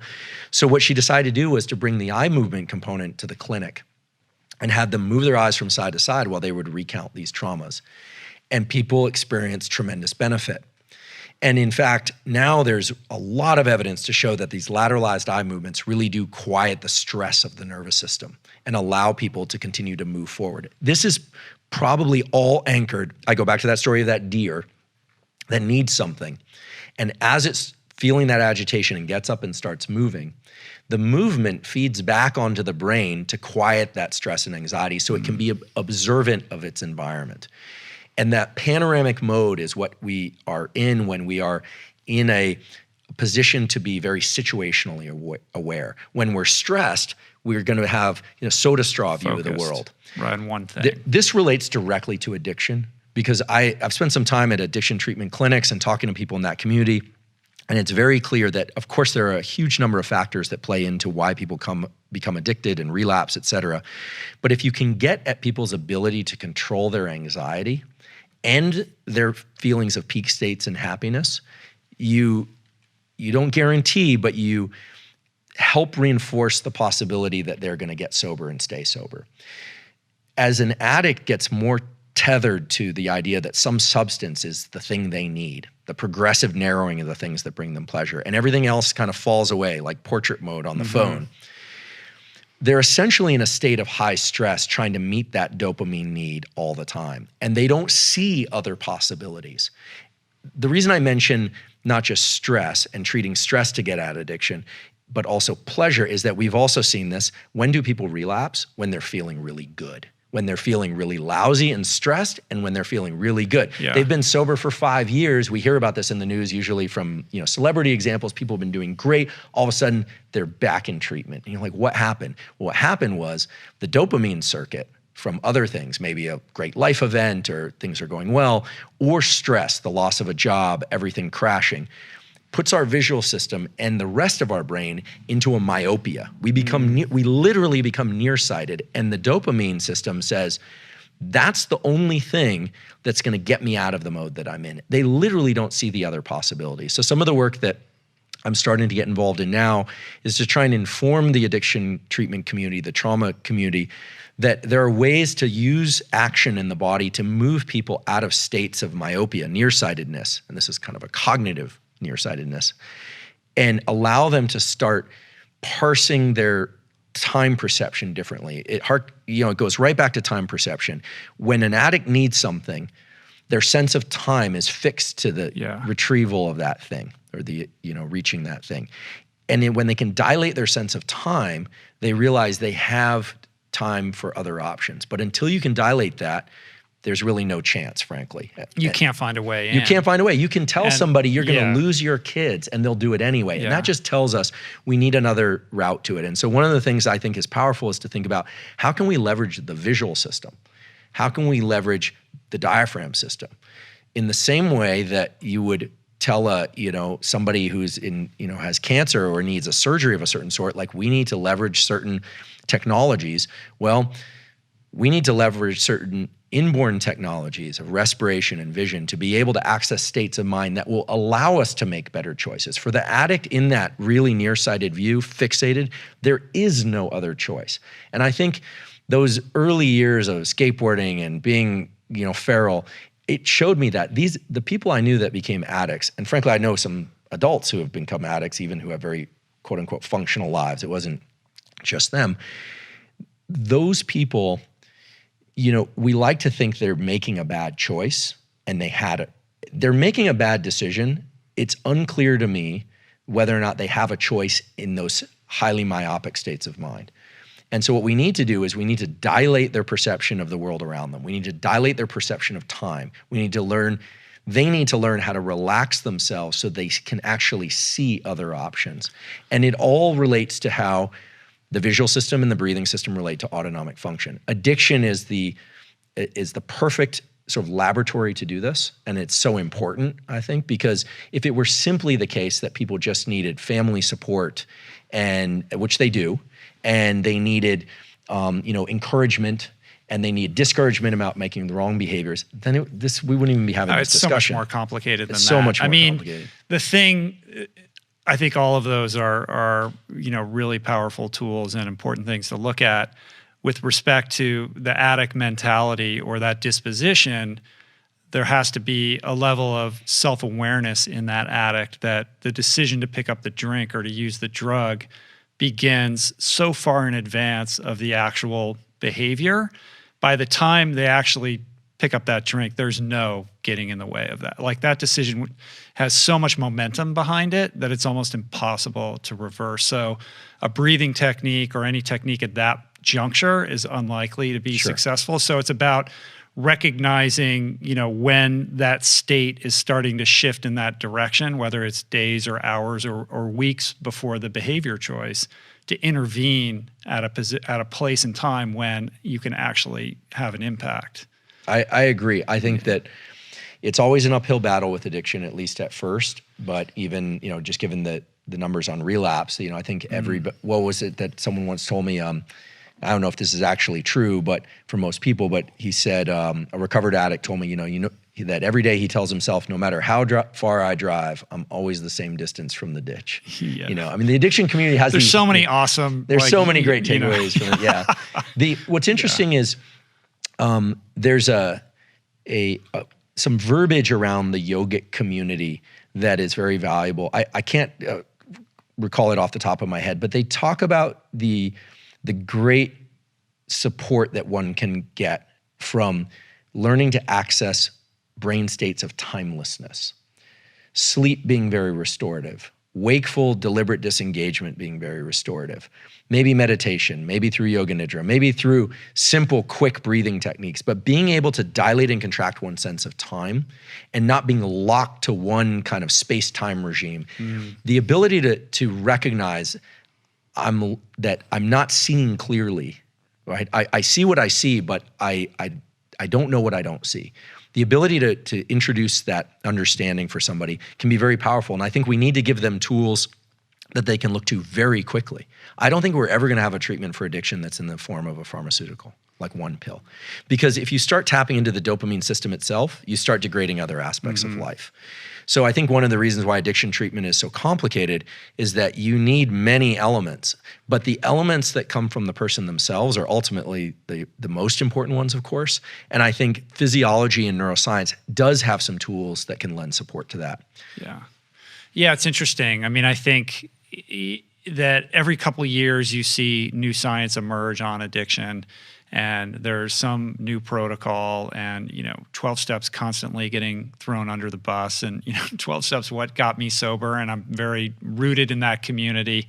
I remain open to other modalities and protocols, and super interested in seeing where all of this is going. But I think it is important to appreciate how complex it is. Like, there's a trauma element to it. There's a behavioral modification element to it. There's a emotional, like, how do you find a way to anchor this person to a life path that has meaning and purpose, and all of these things inform this complex soup that's going on in their head that's dictating whether they're going to pick up a drink or not. Yeah, and and I love the neuroscience community. With it's been my family and home for many years now, and the people working on addiction are motivated from the right place, and they are working exceedingly hard. But there are a lot of data now that show, for instance, there are complete genetic changes in the cells that can, and the pathways that control dopamine and reward, and that's all wonderful to understand. But meanwhile, I think there are enough tools out there that they need to be aggregated in a way that's structured and that addiction treatment communities can leverage. One of the things that would be of great use is the idea of a biomarker. So you described that, and it's really a beautiful example of how when early on you might be able to intervene, but later it gets much harder. We need biomarkers that are going to tell us, for some people, or their family, that somebody's at risk. The same way you have biomarkers. Like some kind of Whoop device, right? Well, I think it's going to come from once you know how well somebody is regulating their own autonomic nervous system, you can predict pretty well whether or not they're going to succeed or fail in making good decisions. And so I do think a Whoop type device or other sensor device could be tremendously beneficial in detecting and telling people whether or not they are veering off course. Right. And I think it's getting very Minority Report, though. It is. I mean, I think machines are going to help us make a lot of decisions that we're actually pretty poor at making. But the simplest of those that we might see in the next 2 or 3 years is saying, look, you've been working extremely hard on your book. You're doing very well, but you're going to need an extra hour of sleep. I mean, that's essentially what was doing for you. Or in 12 hours, you're going to make a bad decision. In 12 hours, you're going to make a bad decision. Or even cueing you or insert might in there, right? You might make a bad decision so that you're more aware and you're going to devote a little more mental energy to the kinds of decisions you're making. I think that I pull a lot of all-nighters, and I still do, unfortunately, in my career, writing grants and so forth. And I have this rule that I learned, my gosh, about 15 years ago, which is I don't trust any of my thinking that occurs between 3 a.m. and 7 a.m. if I've been up all night. I just don't trust it because I start to think the world's falling apart. I start thinking the word "the" is misspelled. I mean, I really know I'm sleep deprived when words like "the" look misspelled, and then I'm like, what's going on? That's that duration path outcome circuitry starting to fall apart. So I think that that's an extreme example, but I think that short of having people buffer their lives with tons of activities and perfect nutrition and perfect social interactions, people learning to control their autonomic nervous system, I think, is really the next step in our species' evolution. I really believe that what we are seeing now in the world is a call to arms, if you will, or a request from Mother Nature to have everybody learn how to control their autonomic nervous system a little bit better, or ideally a lot better. Yeah, it's absolutely critical, I think. I mean, right now, irrespective of what's going on with the pandemic and the political climate and the protests and all the upheaval that we're seeing, as a culture, we're experiencing an extraordinary poverty of attention and focus. We're so distracted by our devices. We're more anxious and stressed and depressed than we ever have been before. This is not going in a good direction. And to the extent that we can commandeer a little bit more control over these things and understand that we have some level of agency and we can reverse this sort of automatic pattern that we're on of just scrolling endlessly and doing what we're doing that we know is not leading us in a good direction is critical if we're going to find our way forward. And to speak a little bit to what's going on right now, I think, and it's related, and I'm interested in your thoughts on, the neuroscience that is, I think relevant to this, is that we've lost the ability to have civil discourse. There's a real breakdown in communication right now, culturally and socially, and it's fractured our society, and it's not good, right? So what is going on neurologically with human beings that are attaching themselves and so self-identifying with certain narratives that it's polarizing our population and preventing us from being able to just be together or united or agree upon what is true and what is not true and share a value system so that we can see our way through the challenges that we're facing right now, many of which are an existential threat to the future of humanity and the planet. It's a huge problem. You articulated it beautifully. And I think neuroscience can offer a couple insights into why it's happening and perhaps what we might do about it. So one of the scientific results that I'm very intrigued by is in the 1960s, a guy named Robert Heath recorded from the human brain. These are people, you couldn't do this experiment nowadays, but skull popped off. My neurosurgery friends tell me that's no big deal. Electrodes lowered deep into the brain, all over the brain, and people can stimulate wherever they want. And they just report what they're feeling. So they press one lever, they feel drunk. They press another lever, they feel happy. They press another lever, they feel sexually aroused. And they're reporting all this, right? When was this done? In the 1960s, early 1960s.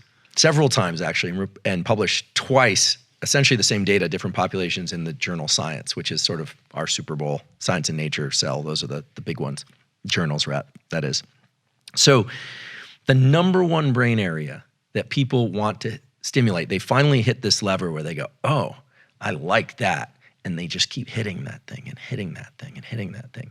Frustration and mild anger. And I saw that result. That's the choice. I could be drunk, I could be happy, I'm gonna choose frustration and anger. Exactly.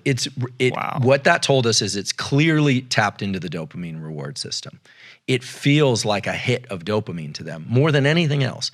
So we need to put that on the shelf and keep it visible as we kind of march into this a sort of answer to your question.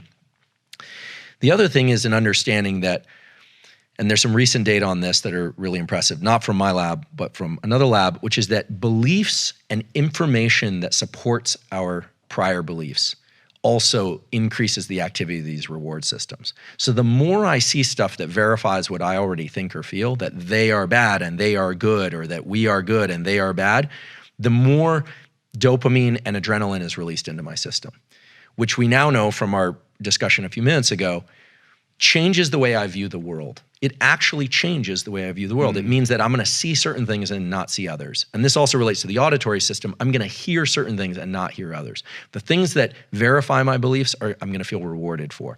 The things that are counter to my beliefs, I'm not going to be as rewarded for. So we have all these barricades to empathy and to really listening and to really hearing what the other side is trying to say. And we have all these support networks in our body and our brain, which are building a bigger and bigger divide. Now that's all very depressing. So the question is, what's the boat that's going to get us across that divide? And I believe, and I'm not just defaulting to this because it's what my lab works on, but I fundamentally believe that the boat that's going to get us to the other side is our ability to control our internal state, to be able to ratchet down our level of autonomic arousal just enough so that I can dilate not just my vision of what's happening in my immediate environment, but I can dilate my cognition, my thinking, to the possibility that there may be a kernel of value in what somebody else is saying, even if it's about me and I don't like what I'm hearing. Now, as somebody who spent time in the addiction treatment community, you probably know this is a lot of what you get good at as you learn to move through something that to you feels very good.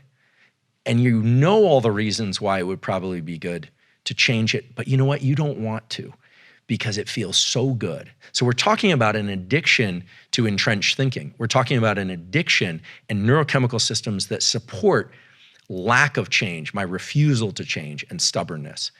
And I actually think, just like for the treatment of addiction and trauma, the key is to get people to learn to tolerate progressively higher levels of stress and maintain dilation of sensory experience, of thought experience.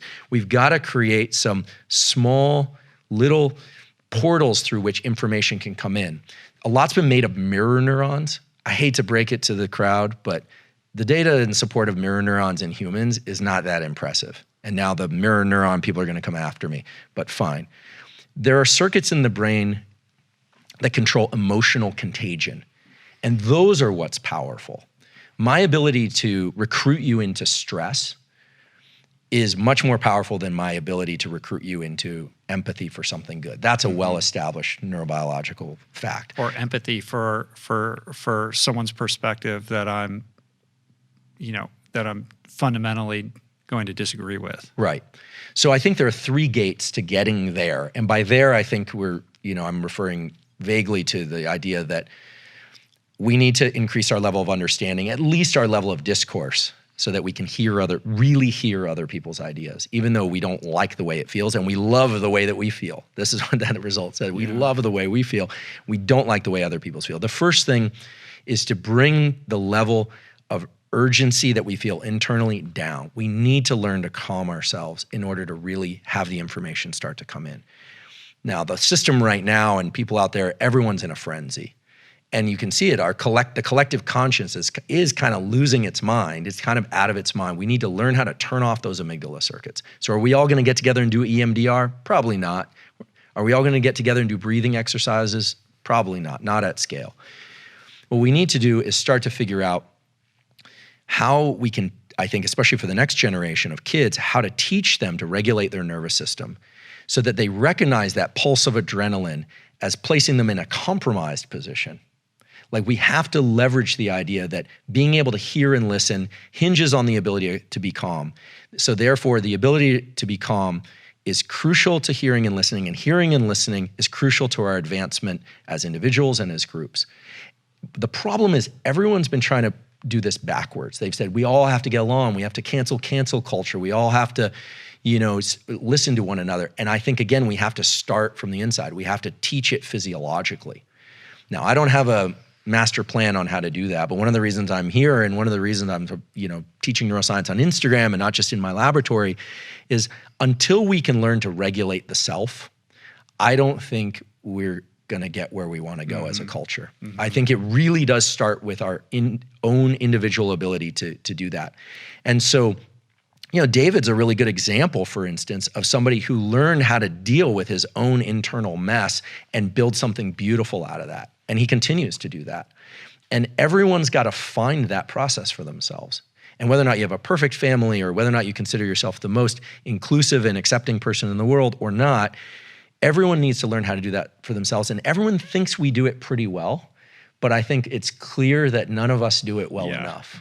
So autonomic arousal, autonomic control, I think those are the entry points for addiction, for trauma, and for really empathic hearing and listening. And until we do that, I think our species is going to continue to go around this merry-go-round, where every 50 or 100 years we crash right up against the same general set of issues, only now social media has made it slightly more or a lot more complicated. It's a little bit similar to what you were talking about in terms of the seeking external validation versus finding it within yourself. Like essentially the protocol, the prescription that you just gave has a strain of Buddhism in it, in the sense that the world's going to change when we change ourselves. Like the best, most impactful way that you can make a difference for the world is to focus on being the best version of yourself. How can you comport yourself in a way that allows you to be more receptive and objective and empathetic and able to listen and hear? And I think that's true. It's 100% true. And then I think about the person losing their shit in, Target or whatever over the masks or whatever, insane video clip of the day I happen to see on social media. And I think we're doomed. Like, is this person going to do that? No, I can't control that. I can only control myself. And I worry that when the onus is on the individual to solve the problem, that we're not going to find our way through it, right? Like we obviously need organizational, institutional, and systemic changes. We need to change the way these social media platforms work, the way in which we're delivered information and the way in which we're siloed. But I don't have any control over any of those things. The only thing I have control over is my own internal mechanism. So what other choice do we have? Well, I think we need people in positions of power and leadership who are very good at internal control. I think emotions are great. I experience them often intensely, but congratulations. Thank you. They're not always wonderful to experience, but I think it's clear that the level of autonomic arousal that's associated with emotions, either very high or very low, very happy or very sad, very anxious or very angry, clouds our judgment. It's very clear. And I think the sooner we give them too much credence too. They're just feelings, man. Like we don't have to allow them to overtake us and monopolize everything that we do. They were designed to push us along certain behavioral paths, but they've grown in importance in the last few years. And we could get into a discussion about how, social media marketing are designed to, capture these very deep limbic aspects of ourselves, and they are. But what's amazing is, and important is that everybody has a forebrain. Some people's, it seems there's more developed than others, but everybody has one. And we have this capacity for what we call top-down control, which is the ability to intervene in our own feeling states and our own action states, and to set some rigor and some real clear marks that we're out to achieve. And I think it's going to start with the generation that's very plastic right now. Yeah. Most parents are afraid of stressing their kids because they don't want to, again, I went to a high school where kids, literally at Gunn High School in the last 10 years, kids have, there've been over a dozen, train track suicides. So those are kids that are committing suicide for different reasons, but a lot of them is because they just feel too much pressure. So obviously we can't pressure kids beyond their capacity to regulate. But the idea that all of our internal state should be driven by external things, that's a foolish misstep also. So I think we need to operationalize what we're going to teach the next generation. Maybe our generation isn't really rescuable, but maybe the next generation is. And if they understand that there's some concepts that sound a little mushy, like gratitude or mindfulness or these kinds of things, but as long as they understand that, for instance, gratitude, which we didn't really touch on, involves a whole other neurotransmitter reward system in the brain, the serotonin system, which buffers us against injury. It can improve wound repair. It can allow us to lean back into these high stress regimes. Learning and kids learning how to toggle their nervous system back and forth between highly duration, path, outcome, focused states of trying to improve and learn, and then learning how to really relax and chill out and enjoy and be socially connected, because it will allow them to ratchet back in and focus with extreme depth. I think in doing that, we might not get every child to learn how to do that, but if we can distribute that information widely enough, and there's so many brilliant examples and beautiful examples, yours, David's, many others, of people that have been able to tap into those systems intuitively. If we can get that information out there, I really believe that at least a subset of those kids will grow up to be the leaders that our species really needs in order to get through this next filter. And right now we're feeling the stringency of that filter. And I think our level of autonomic dysregulation as a species, the fact that we're here right now, says, okay, here's the task. Are you guys gonna figure yourselves out? You got this forebrain. My dog doesn't have the forebrain I've got. Yeah. He can't figure it out, but we can work this out. And it'll involve technologies like devices to measure how we're doing, maybe some machines to guide that. That's a different discussion, but I think it's entirely possible. And I think that's the evolutionary pressure that we're in right now. And I think that the next generation, if they can hear about it and learn about it, is gonna meet that demand. Our species has done it for every other demand. I toggle back and forth between extreme optimism and dystopian despair, because on the one hand, you described the experience of going to therapy and how that was kind of novel at that time, but we're not in that place anymore, and everybody's got a smartphone, and there's Headspace and Calm and Waking Up and all these incredible apps, and mindfulness is part of the mainstream modern vernacular. Like, these kids are growing up not only aware of these practices, but amenable, and it's being done in the households in which they're being raised, which I find to be that's an amazing thing. I think there is a consciousness that is emerging out of these young people that hopefully we can rely on to solve some of these problems. And then I just think about the endless scrolling and the social. I'm just like, oh yeah, we're fucked. Well, I think it's clear that most people, young or old, are content to be passive consumers and spend out their dopamine doing essentially meaningless activities and consuming food and consuming air and light that is basically damaging to themselves. And I don't think they care. I think our species, let's be fair, our species is non-essential. Well, no, I didn't say that. Our species, although sometimes I think it'd be interesting if some other species ran the earth, but we're the curators of the planet. So I think that our species is probably divided into those that are really going to try and maximize on this gift of neuroplasticity, right? We're the only species that has neuroplasticity throughout the lifespan, and that neuroplasticity in childhood lasts as long as it does as a function of our total lifespan. It's incredible. So we were gifted this. And I think some people leverage it and take advantage of it, and other people don't. And I think we need to accept that we're not gonna get everybody. But what we need to do is attach the reward systems of society, financial, socioeconomic, et cetera, to the kinds of behaviors that is gonna give rise to people that can lead us into the next 100 years and 200 years. Now, that is not saying, do away with monetary systems, actually the opposite.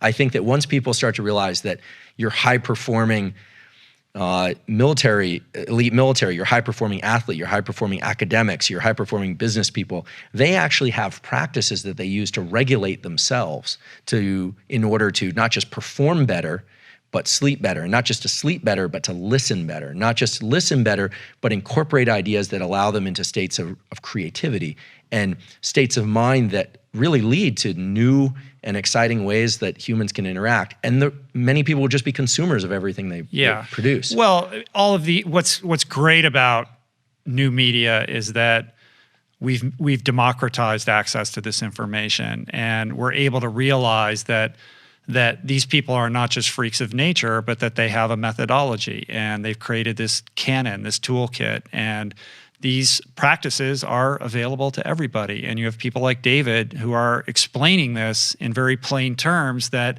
it is within your power to take advantage of these things to take better control of your life. And we've never seen anything like that before in the history of humanity. And I think that bodes well for the empowerment of the next generation as well. I do too. As you can probably tell, I'm optimistic. Yeah. I have to be, because otherwise I can't justify the work that we're doing.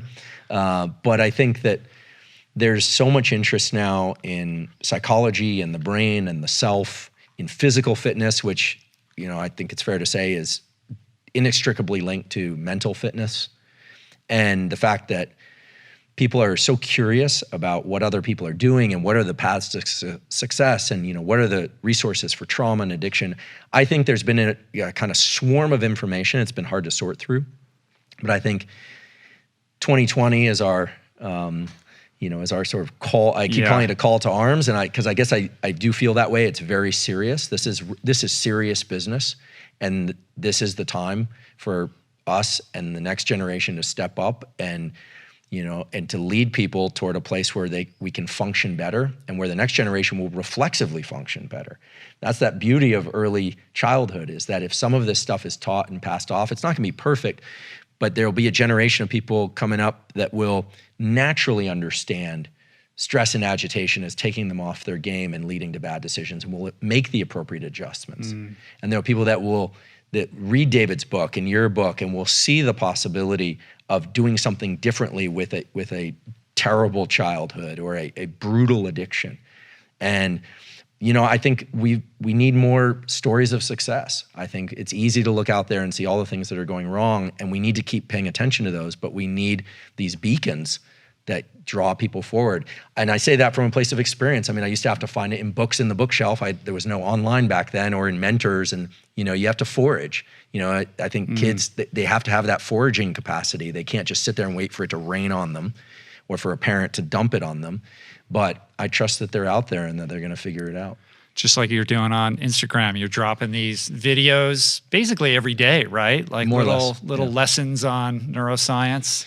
I'm trying to show people that I have a kind of no acronym rule, so I don't like embedding things in a lot of complex language. Sometimes I have to use an acronym, but teach people a little bit about how their brain works, how it interfaces with psychology. Everyone's got different goals and purposes in the world, but that scientists are normal people, and that hopefully science has something, I think, really science has something to offer, but it's not gonna happen if I'm vaulted in my lab or my papers are read by the 12 people that care enough to read the paper start to finish. Right. So I'm doing it. There are others out there, of course. David Sinclair is doing it. Sachin Panda is doing it. I'm trying to recruit more people from the scientific community to do this. I think it's our responsibility. You paid for it. It's your tax dollars. There's a tremendous cost to doing science that is not often discussed, but I don't really consider it an option. I consider it my obligation, and I'm gonna keep going. Well, keep doing it, man. I appreciate the work that you're doing. I think it's really important work. We need it now more than ever, and it's cool that you're getting out there and sharing your wisdom with everybody. It's super empowering. So thanks, man.